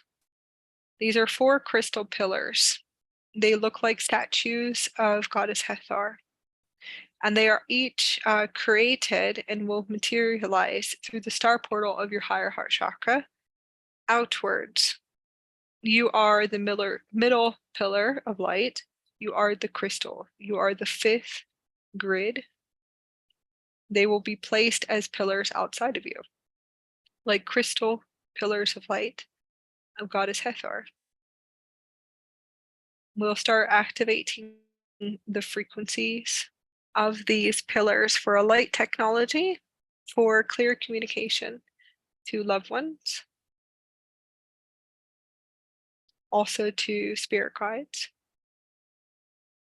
or to you in a past life, your higher self. They will assist you with opening up and kind of opening up to receive frequency communication, a channeled message.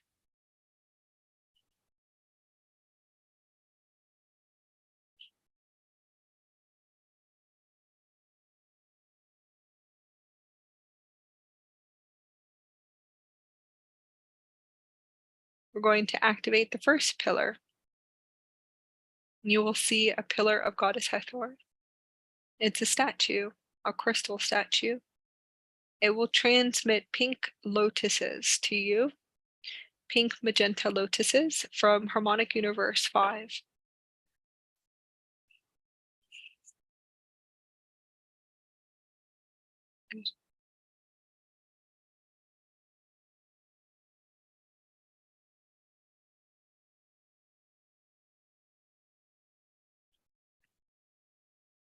It will transmit the pink lotuses, the flowers of pink magenta diamond light, to activate you through the fifth harmonic universe. This is the element of air.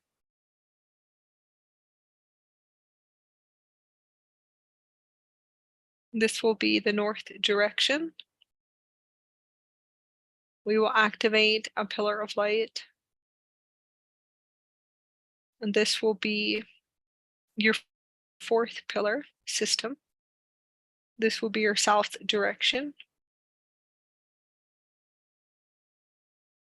You will see Goddess Hathor activate this frequency in its statue system. It'll be the south direction.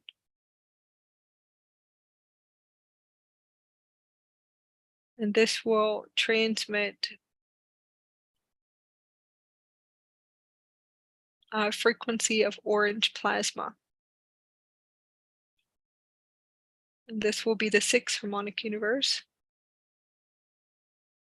You will see plasma, liquid plasma light, orange plasma.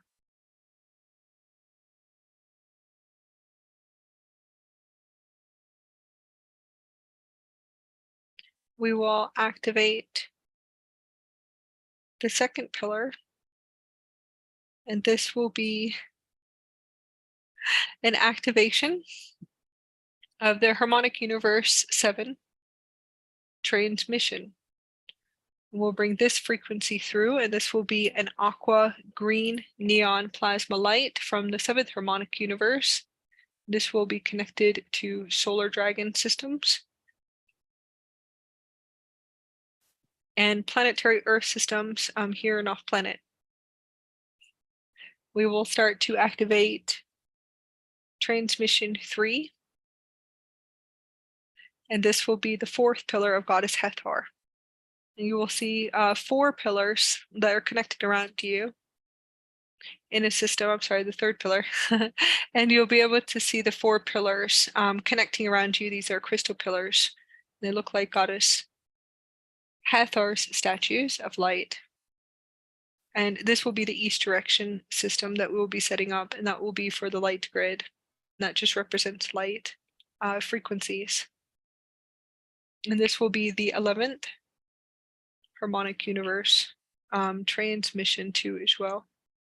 And that's a golden plasma light. So they should be able to assist you with opening up into activating all systems.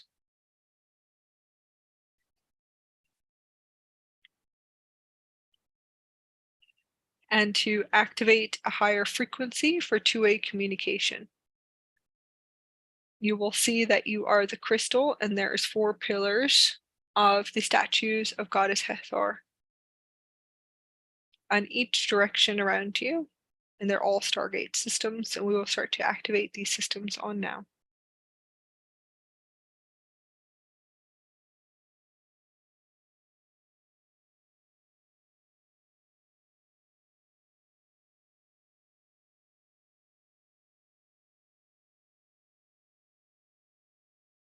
We're going to transmit codes, and these will be frequency Stargate codes through Star Portal technology. You will see yourself in a diamond pillar of light with dolphins in the Aquafurian matrix in the turquoise system of Harmonic Universe 4. We'll open up that portal and open up all light technology through the statues of Goddess Hathor. There's beautiful transmissions of beautiful crystal diamond lotuses and plasma bubbles. So we'll open up those gate systems too as well. And we will start to begin the transmission of communication. This will be communication with your spirit guide. And this is just a simple technique of communication. So just open up your heart to receive frequency communication through crystalline diamond light. And these will be different currents that will come through.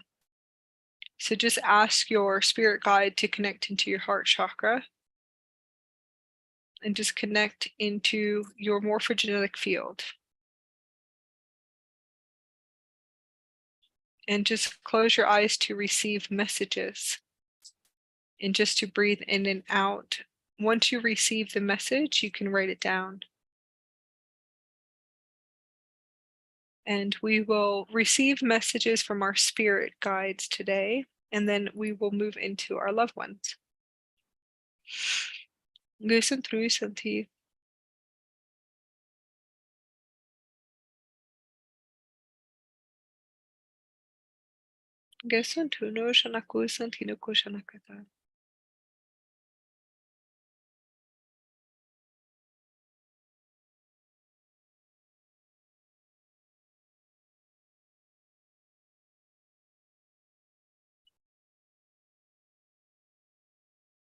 And just breathe into your heart center. We're going to just amplify the field through this light technology, and the light technology is the crystal pillars and the statues in the 4 directions around you that are connected to different elementals to amplify the star portal technology.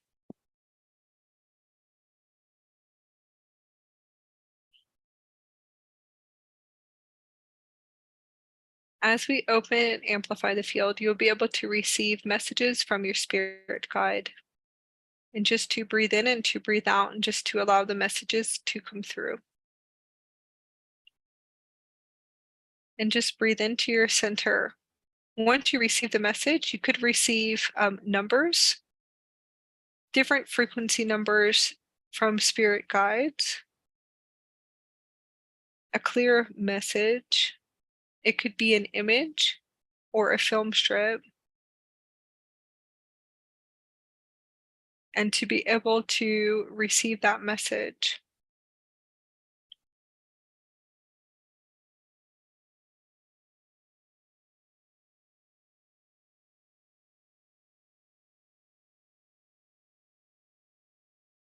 And to breathe in and to breathe out.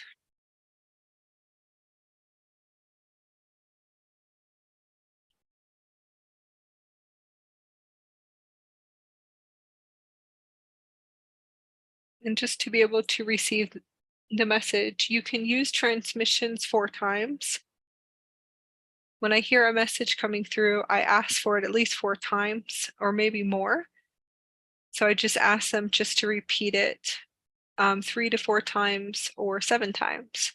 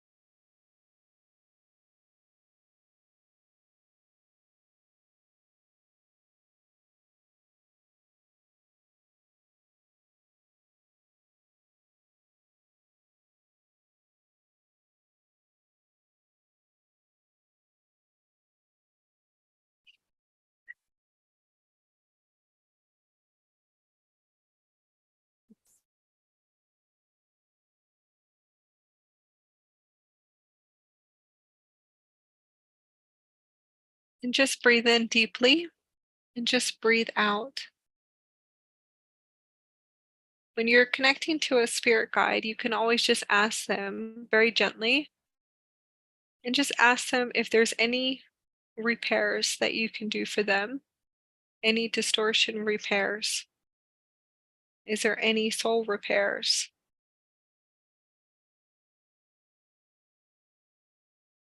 Anything that can be cleared for them in another space and time. I'd like for you just to breathe in and to breathe out.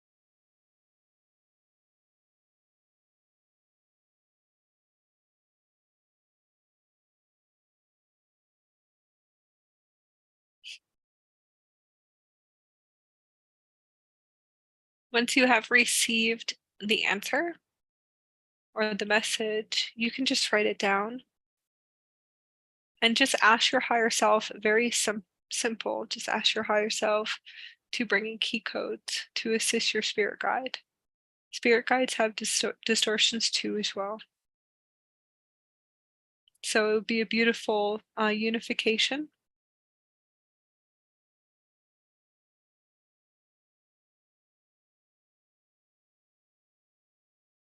A sacred union to assist them too as well. So you just ask the higher self, just bring in the key codes to assist them to clear any distortions or to repair timelines or to adjust or to recorrect any timelines for them. You just ask for the codes and templates. And just because you can't see them yet, it's okay. That you'll be able to see your codes and your keys one day. Once you're able to open up more into the heart, you'll probably draw them. You can draw them in language of light or different forms of numbers, geometrics drawings or blueprints, or you can create crystal grids or work with oracle cards to bring in your key codes to assist them. Now, like you just to breathe in and to breathe out, and just to connect into your heart center. I'm going to move into our second transmission. The second transmission will be for your ancestral line and for loved ones that have ascended out of the body, that have crossed over or graduated, and they're in their graduation to transition to the next Earth system or off planet, or just to return to back to source as beautiful starlight.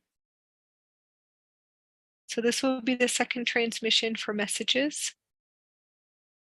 And I usually teach everyone just to have a sketchbook ready, just to jot some messages down just in case.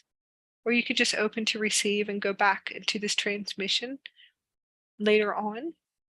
You can always just be able to go back to the transmission later, or to repeat the transmission again on your own time.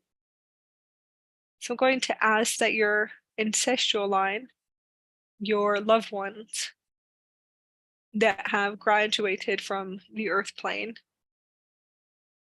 and it is always a celebration, so they want you to know that it does not matter how they leave the planet, that is their graduation and celebration. and that they have graduated very fast, and that they are ready to access their higher wisdom gate. And this is all just their blueprints and structures, so they'll show you this now. And they're going to connect into your heart chakra and connect into the brow chakra. This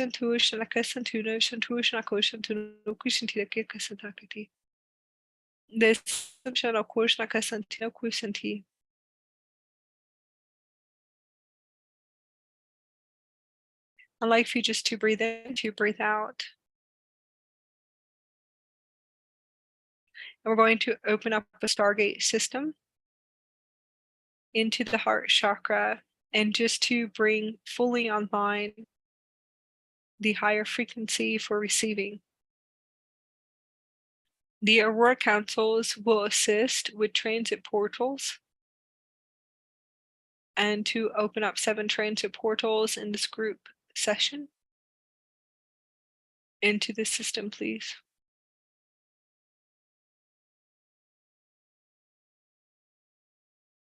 And we'll start opening up all gates and gate systems for transitions of souls too as well.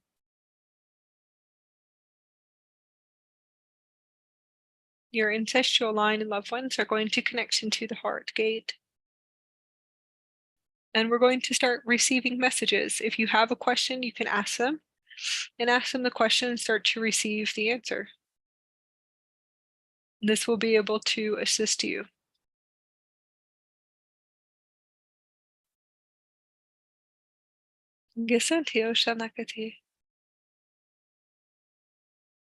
Once you receive the message, you can write it down.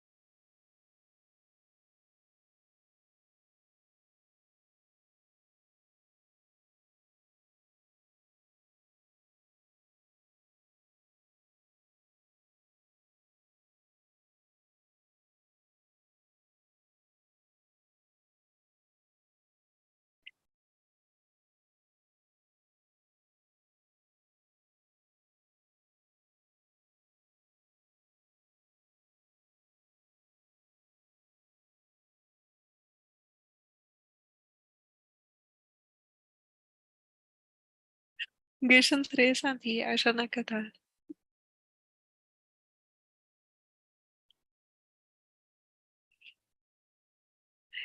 Gerson 3 anti Ashana Katal. And just to receive the beautiful messages.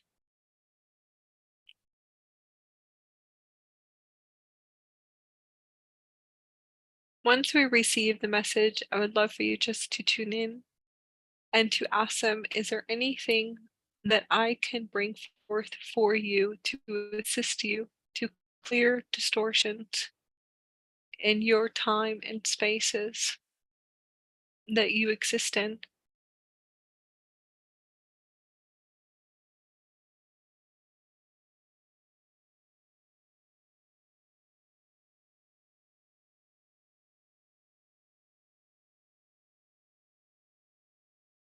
Once you receive the message, you can just bring through key codes and ask for the keys and the key codes and new codes and templates to come through to assist your ancestral line and loved ones that have graduated and ascended out of the body from this earth plane.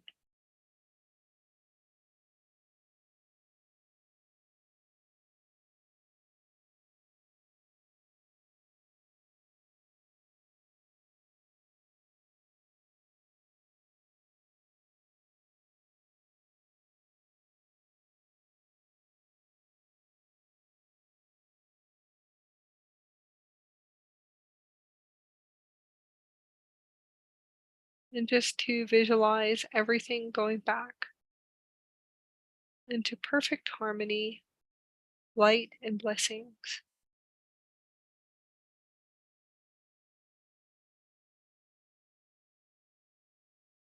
And just breathe in and out to make that deep connection.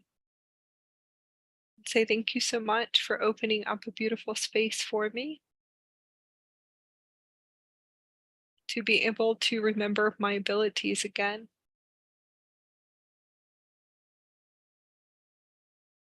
And to remember that there is no separation, there's no death. There's nothing that separates source consciousness in our body. Our DNA, our lineages, or our sacred soul agreements in this now, in this space. And just to feel these frequencies through the body. You can always pause if you need to, or to go back, and you can keep experiencing the same transmission just to remember how to ask questions. And just ask a question and you can receive an answer. It's a very simple technique.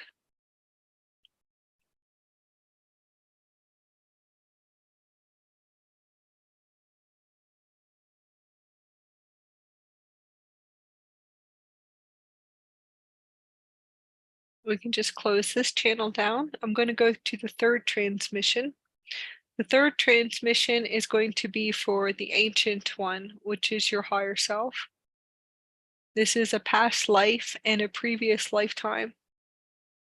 Now let's see if we can pull up in the Akashic record today, the one that needs the most assistance with distortions or soul contracts that you have to resolve in your physical body, and to be able to resolve from a previous lifetime to restore pure love and harmony.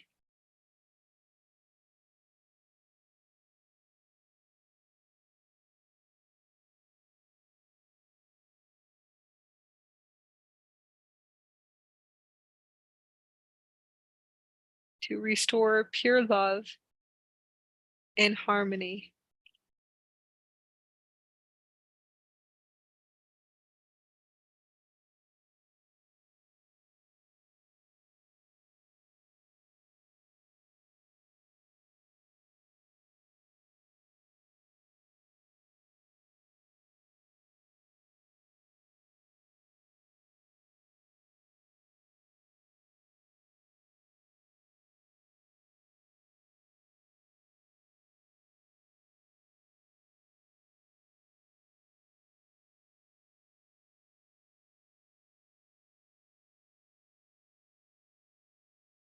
I'd like for you just to connect into the heart chakra.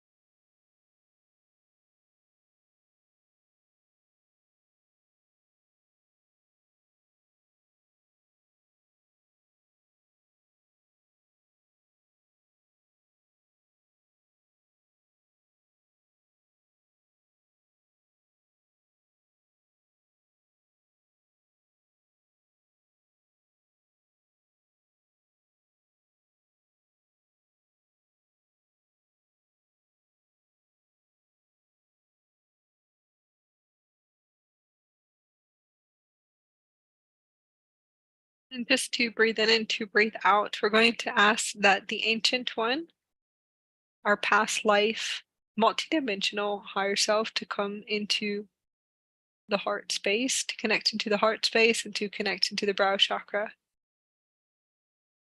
And just to amplify the field with the Aurora councils, and we're going to just begin a transmission. And just move through time and space. And to receive messages from our Ancient One.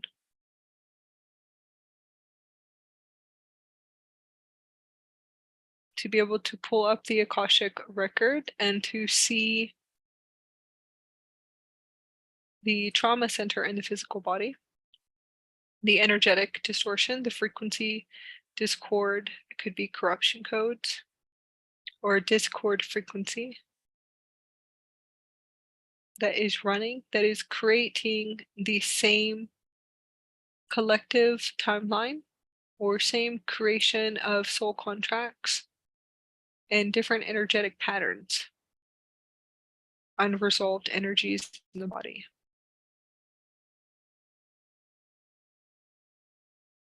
I'd like for you just to connect into the heart chakra.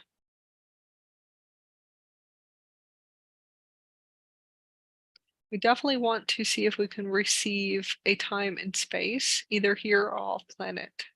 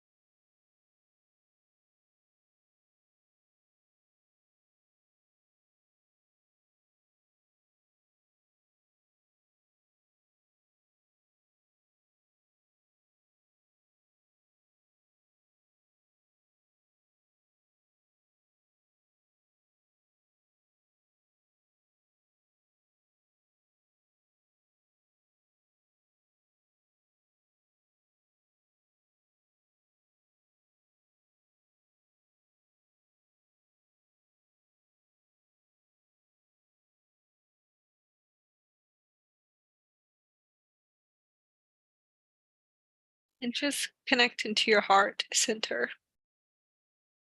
We will just start to receive the Akashic records and just visualize everything just kind of moving out of the physical body and etheric template, just kind of cleaning up. Just visualize that everything is a cleanup. Just kind of cleaning up the distortions for your higher self, the most ancient one, the previous lifetime that you lived that holds the most distortions of trauma.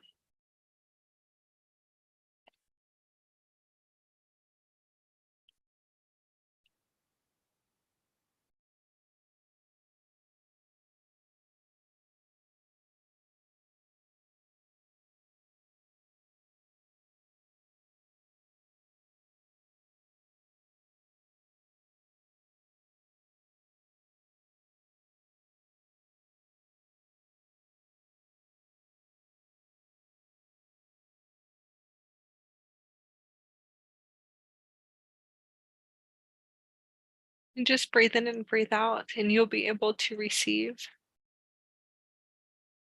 the transmission and just receive all messages and any messages, all messages from that space and time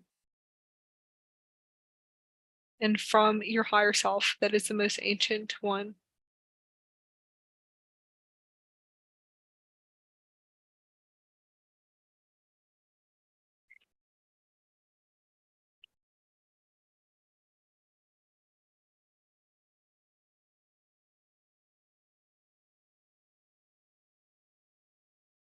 You could also see yourself not as a human, a different species or an animal too as well, different species on the planet.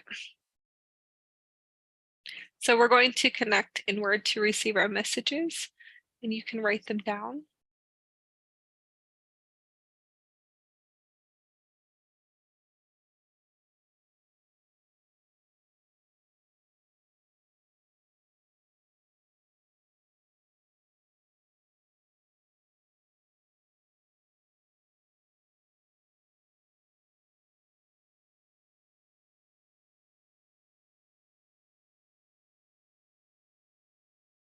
And just to connect into the heart center.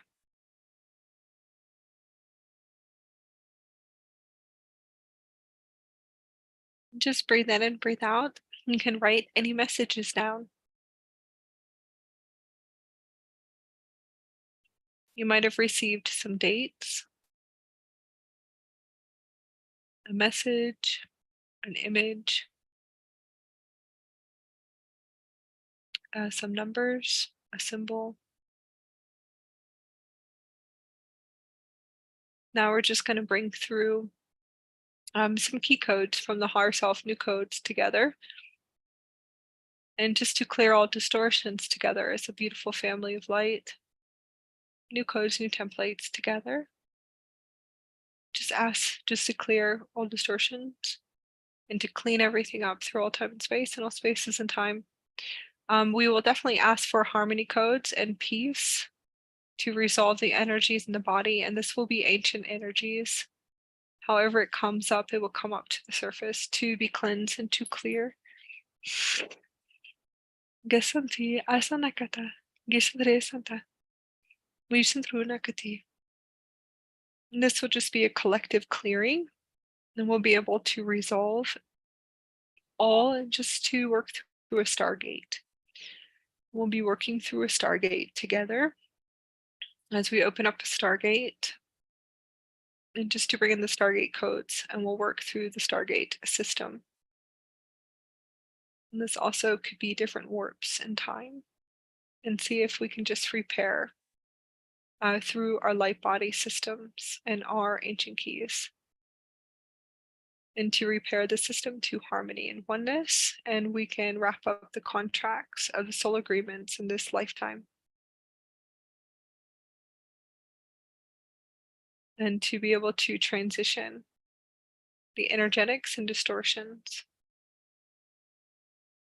out of the frequencies of our physical body and our etheric templates, and to unify all as unity consciousness into one vortex. Gesen tuish na kuisan tu kuisan tu na kuish na ki kanandri vokata. Gesen tu kushana kati.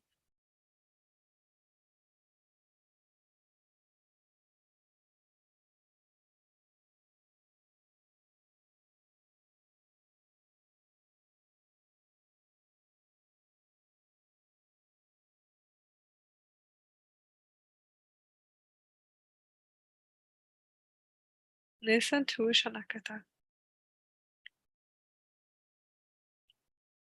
Gasanti oshanaki. Nesan thruna kushanaki santinokishan tuna shantina shantina kata. Nesan thru santinushan okushnaka santinuku santinaki katan. Nisan tuna kasanti. And like you just to breathe in and to breathe out. You can come back into your body. And to be able to come back into your body.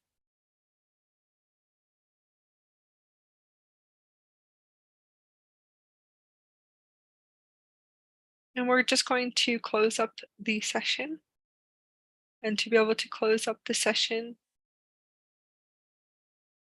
and the Aurora Councils will assist us with kind of closing up the session with white light, plasma light, and diamond light, and just to open up like a new passageway, a new stargate system.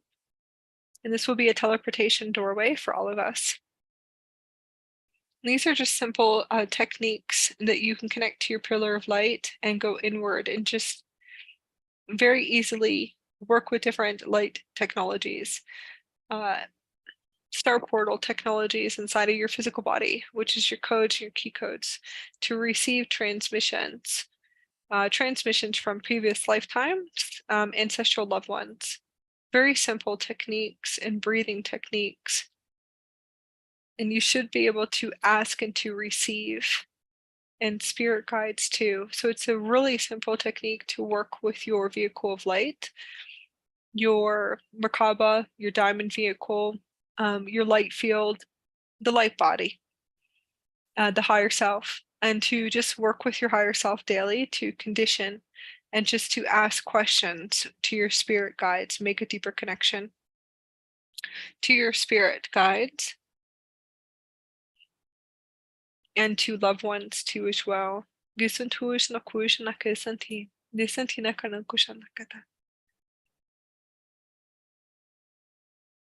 Ayun, refush na kun. Okay.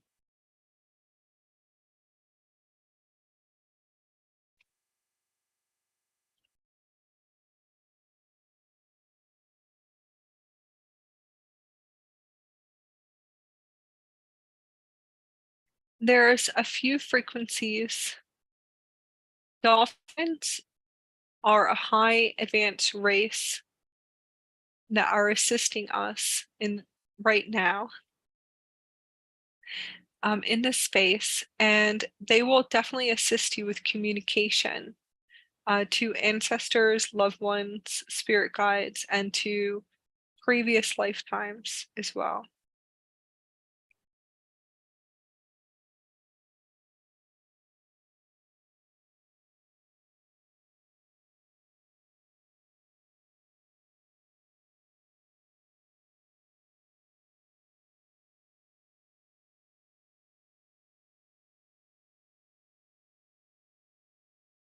In previous incarnations, you should be able just to remember, please just remember to see if you can clear distortions. It will assist you with more of, I would have to say, it will assist you through your ascension transitions even faster.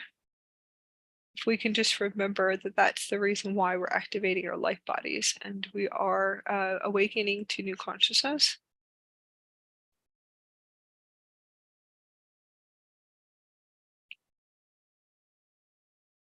That's fine, I can show that too.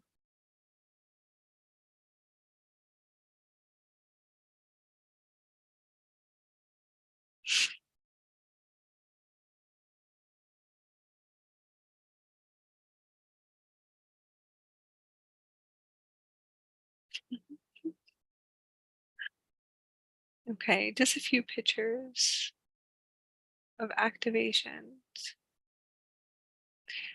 This is a beautiful picture I wanted to share real quick.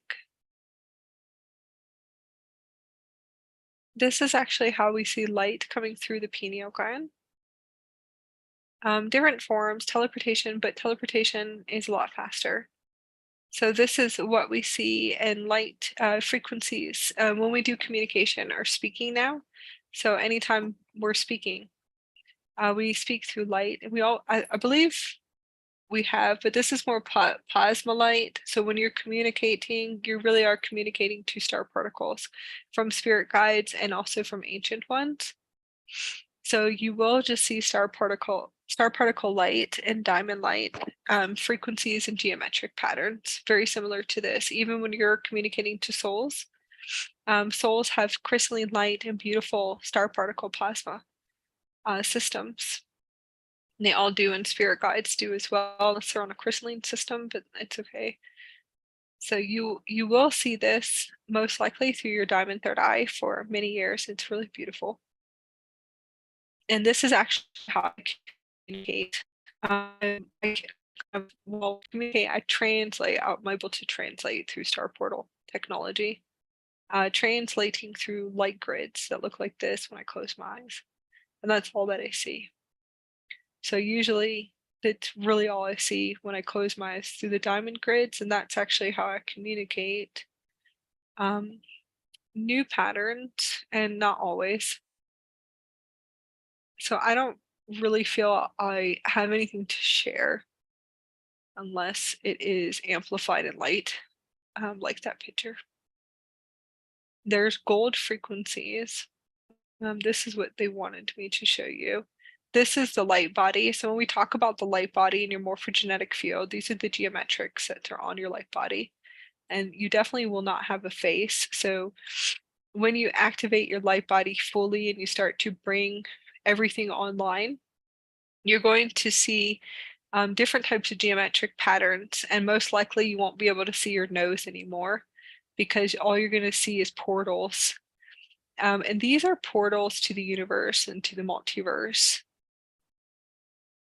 And this is natural. So this is all crystalline plasma DNA upgrades. It's very natural. It's all just light body activations.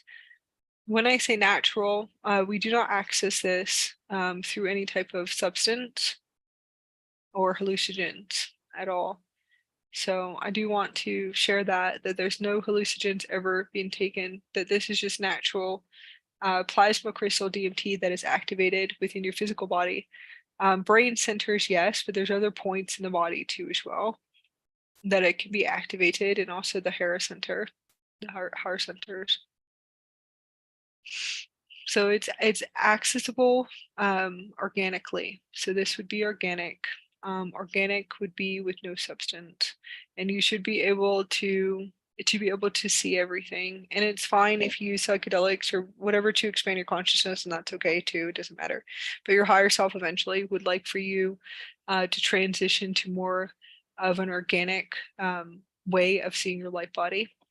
So this is actually how we're able to see, and this is what we do see at a certain point for the rest of our life. I was able to access it, I think for about a few weeks, and that's fine, and I can access it more at night and when I close my eyes, but I will be able to access it more fully in the future.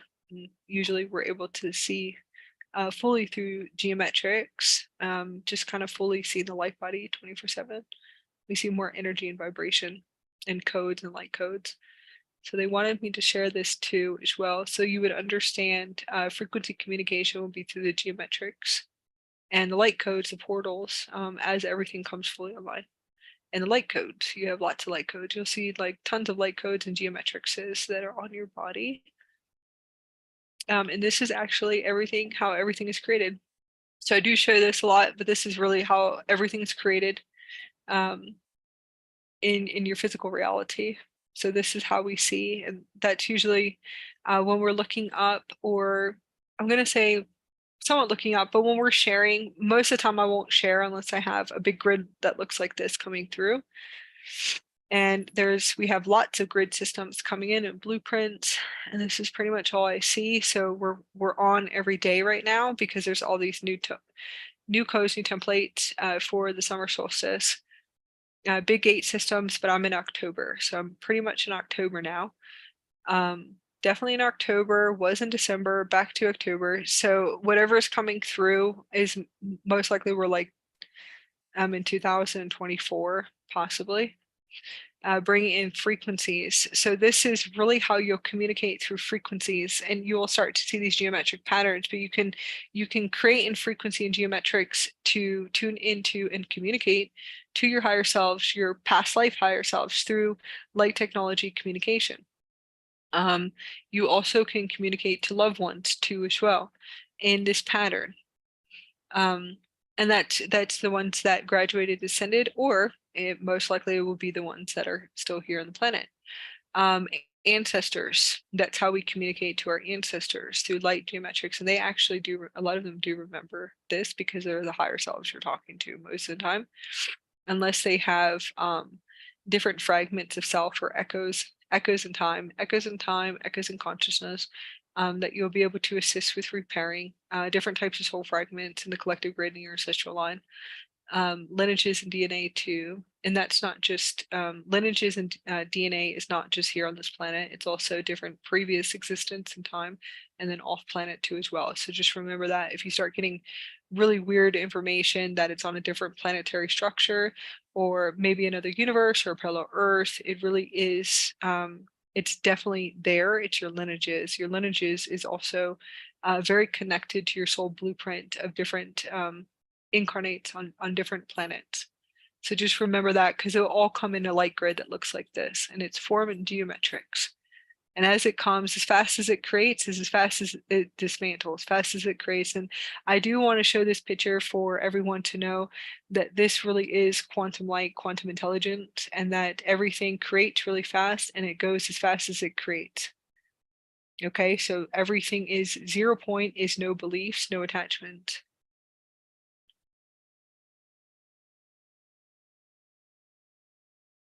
So I wanted to share this picture just so you would you'd be able to fully integrate into embody quantum light existence. Quantum living. What is quantum living? And just to see that form, that geometrics, comes really fast and it dissolves, comes really fast and it dissolves, comes really fast and it dissolves. So everything's gone, comes together and it's gone, comes together and it's gone. So if you are continuously creating and creating the loops in your head, because it's just loops in your head, and it really just is. So it's from an old system in an old blueprint system. It's just really simple, okay? If you feel as if that this is what you exist in, and you're not able to let go, and you keep telling yourself the same stories and the old stories inside of your physical body, see if you can tune in to this picture, this geometrics. See if you can kind of rewind and always go back just so you can see this visual. See if you can kind of activate this in your field to assist you with removing those old systems and old stories out very fast. Just kind of visualize a light grid or light codes assisting you, because those are most likely going to be attachment, and it could be in the etheric templates from different times and spaces. So in the quantum fields, anything that is a cord strand, I'll show you that too. So I'll let you guys activate for a minute with this picture, then I'll be closing the space. So everything creates, and this is how you'll see when you close your eyes, you'll see this light grid for a very long time closing your eyes. And then one day you'll actually see it all the time outside of your body, and it never goes away. You'll see diamond crystalline grids, kind of like you're in a deep space, and that's what they call the deep space activations. And you'll be able to see everything all the time, just creating a geometrics, and you'll remember, you'll see yourself as frequency, energy, and vibration, and that's quantum existence. It's actually really beautiful when you tune into it. And there is like a center point. I do feel like the center point is us. We're just like a little speck, a little tiny speck. Okay. Moving into, okay, chords. This is a good picture. These are chords, and if these are all the chords and attachments, so if you feel like you're still having looping thoughts from a previous time and space, okay, so past life, and it is past life, previous life, this incarnation, it could be connected to loved ones and also ancestral lines too. If you see all these chords are running, or you can feel that frequency, like that thought pattern, a thought pattern going to age 5, a thought pattern going to age 4, thought pattern going to 16, thought pattern going to 13. And it will go back to those because those are the most beautiful developments, or they're supposed to be for some. The most beautiful development is those years in time. So those ones most likely will create certain geometrics for experience, which you would call inner lessons. So you can have those systems set up, and there'll be different chords. It could be chords from different time and space, because this is us as a frequency within the universe, but it's also the physical body. You'll be able to see the chords that could be running. Let's say you had a lifetime or an experience maybe somewhere off planet, and that could be galactic wars. There's chord systems that are set up for you to follow those strands. Now, everything in the universe is always seen. Nothing is hidden. So anyone who feels as if they can hide anything, right, it won't be hidden. It really is all here in the universal system. The universal system will always show you through cellular memory, will always show you through chords what will always be seen. There you go. That's a good one. Seen. So everything, the universe will always show you the truth. So there is no cover-ups, right? It's very interesting. The universe will always completely, will always materialize and will be able to show you everything that needs to be cleaned up, and you can clean it up, but always there's nothing hidden. Okay. So you'll see different cord systems running, and these are the cords. Moving into the higher dimensional grids, you have to clean up and to clear and to remove all these cords. So these are the strands that are created, even if it's like, 400 years ago, there's a cord system running, and you would clean it up. The cord would have to be removed. Contracts are wrapped up and completed, and those are soul contracts for you to resolve energies, especially if you came into this grid a few times, not the Earth grid. So hopefully this will be able to assist you really tune into your thought patterns, because the true 0 point and the true 0 point is that there is no cords, there's no attachments, there's nothing here. So everything will be removed eventually, and that's the mastery you're moving towards as you're activating your light body and your light grid. And it's a process in itself.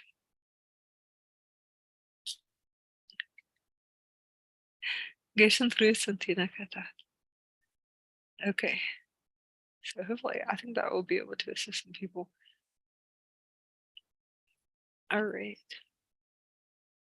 All right. Thank you, Daisy. Thank you so much. Thank you so much. It's so beautiful. I've passed out, feel like I'm in another time and space, forgot who I am, where I am. That's a template wipe. I've been having those going into a stillness. 0 point. I could definitely see my new system coming online. So I'm hoping to be able to teleport very soon somewhere else. And that's the plan. And we have a plan here. So I'm very excited about this plan. Listen to and it's like a star. It looks like a flying saucer. And I was like, I think everyone's ready, and we'll just kind of activate the teleportation codes, and we'll be able to materialize somewhere else.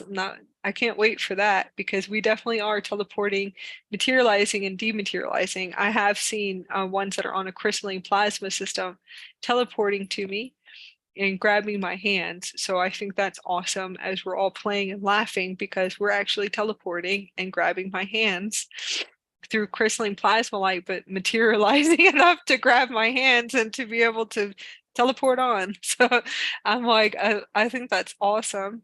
And we are here on the planet, so it's not off planet. It's definitely us teleporting and materializing through star portal plasma and going hello and laughing and teleporting on. So and I think that's awesome. So just enjoy the stillness. Thank you guys so much for just being in this beautiful space. I hope you guys enjoyed it. It's a really high plasma space, because I thought I was going somewhere else too. When I was doing the journey, I was like, oh my gosh, let me come back through for a minute. I hope that you guys had a beautiful experience, because I was going to Daisy. I was like, oh my gosh, let me come back in for a minute. We did this so everyone can connect to their spirit guides, even though the plasma field was so high that, yeah, there was like the system motorizing everything, because I was gone for a minute. I was like, oh my gosh, hold on, come back, come back. So this was made just for us to share, open up and share, and to connect to ancestors, loved ones, spirit guides, and definitely previous incarnations was coming up for the collectives, because we're all still working on resolving energies from previous time and spaces, because we wouldn't remember our plates. And those are like the plates, the etheric templates that hold everything, all of our wisdom, everything about us, where we come from. So that's coming fully online, and that's what you would call your blueprint templates, and the originals, if you want to say. So I hope everyone has a beautiful experience. I hope that you start to remember your deep cellular memories, your plate systems. I'm hoping that you'll be able to make those developments. And it's really needed right now because I can see that there's lots of still unresolved in the collective grids. I think for us anyways, with soul contracts, not knowing that this is what we have. You can call it karma, but I don't call it karma. Something that has to be cleaned up and resolved in order for us to be able to shift to a different dimensional grid too. So thank you so much, Daisy, for your beautiful poems, for being a guest.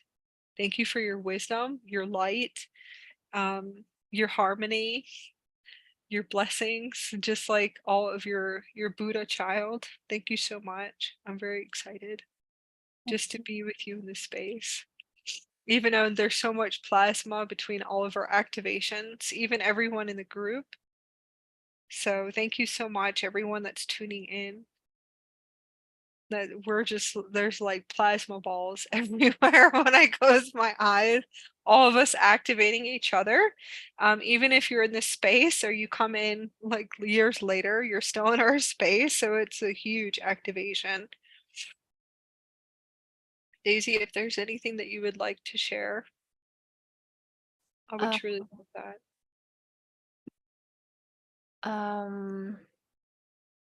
Let me see.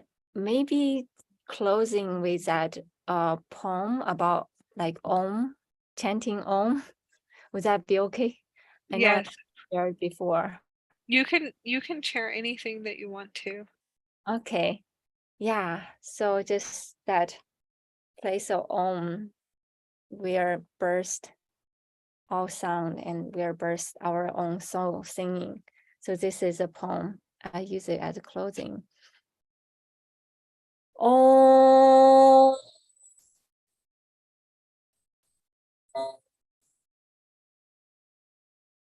So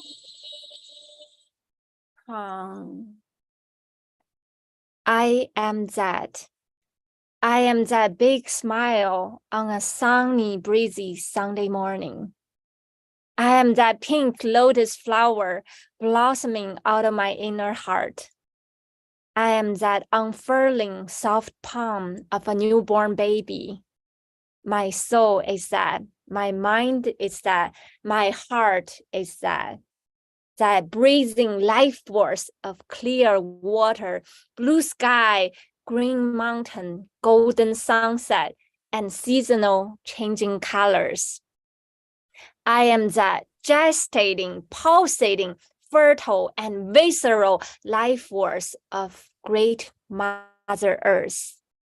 I am that deep inner child holding a sacred treasure box within, together with some dream, some magic, and inner mystery. I am that spinning, spiraling soul dance of my inner prismatic universe.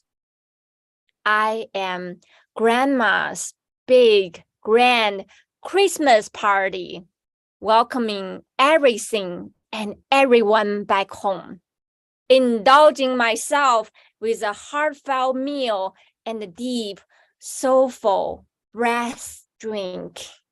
Drink it up, all for one and one for all.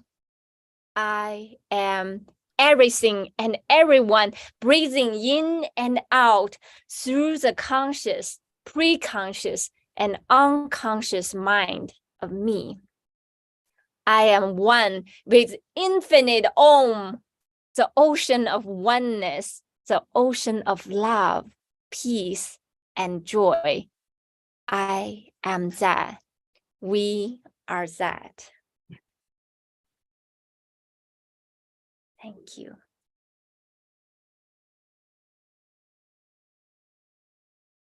Thank you so much. Thank you so much.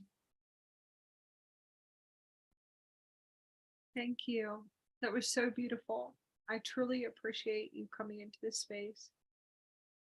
I'm sending love to your heart. Much love to you too. To everyone, share the love. Yes, we're sending so much love. It's a new moon gateway. I'm feeling lots of beautiful energies. I hope that it transitions to lots of bliss as we unify for the next few days, because the frequencies are really high. And it's lots of beautiful activations, Syrian activations, and also remembering. So just remembering all of this beautiful magic that's accessed in the higher dimensions, in the fifth dimension and higher dimensional grids too as well. So I'm sending so much love to everyone. I hope you have a beautiful summer solstice, and we will be back on sharing. We have the last key code of White Buffalo Calf Woman, and we also will be doing a transmission, a beautiful transmission with Hermes and Aphrodite. So that will be a beautiful template, and that's the Starseed Hermaphrodite template that we're going to bring through, and that will be a beautiful transmission. Sacred key codes from me and my husband. We'll definitely be doing this transmission for the collective and humanity. So that's going to be for the summer solstice. So we're very excited about it. Listen to Shanapati. And just to assist with kind of just repairing a few distortions in the collective grids that we're still seeing. It'll be a beautiful transmission. Now I'm sending so much love to you, Daisy. Thank you so much for coming on. So this is our first workshop we have together, and we have next month, and that's going to be for galactic channeling, galactic star seed DNA upgrades, because we'll definitely have some Blu-ray star seed sets. Yes, from our beautiful Lisa, and we're very excited about it. That will be definitely be all in alignment for us to bring through a beautiful transmission in July. So it will be, I believe, the new moon in July, if I'm correct, and that will be galactic channeling, connecting to your galactic family, your galactic parents, and then also connecting to your galactic higher selves. But I feel as if this will be more to communicate to our galactic parents, and we'll walk you through those transitions and those gates for that workshop. So I'm actually excited about it, and whatever comes through. So me and Daisy will just connect and flow. Most of the time it just will come through as it comes through as we're in the space. So that's quantum flow. There's, at least you'll know that you'll learn how to connect to your galactic family, your galactic parents, and then also your galactic higher selves. So that will be a workshop. It could be about 3 to 4 hours too.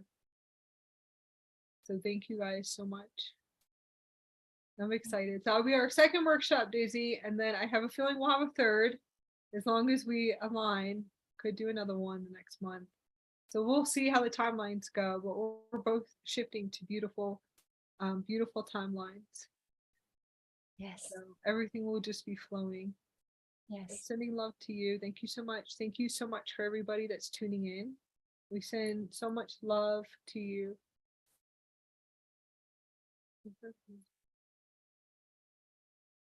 Thank you. Love you all so much. Thank you so much, Akasha.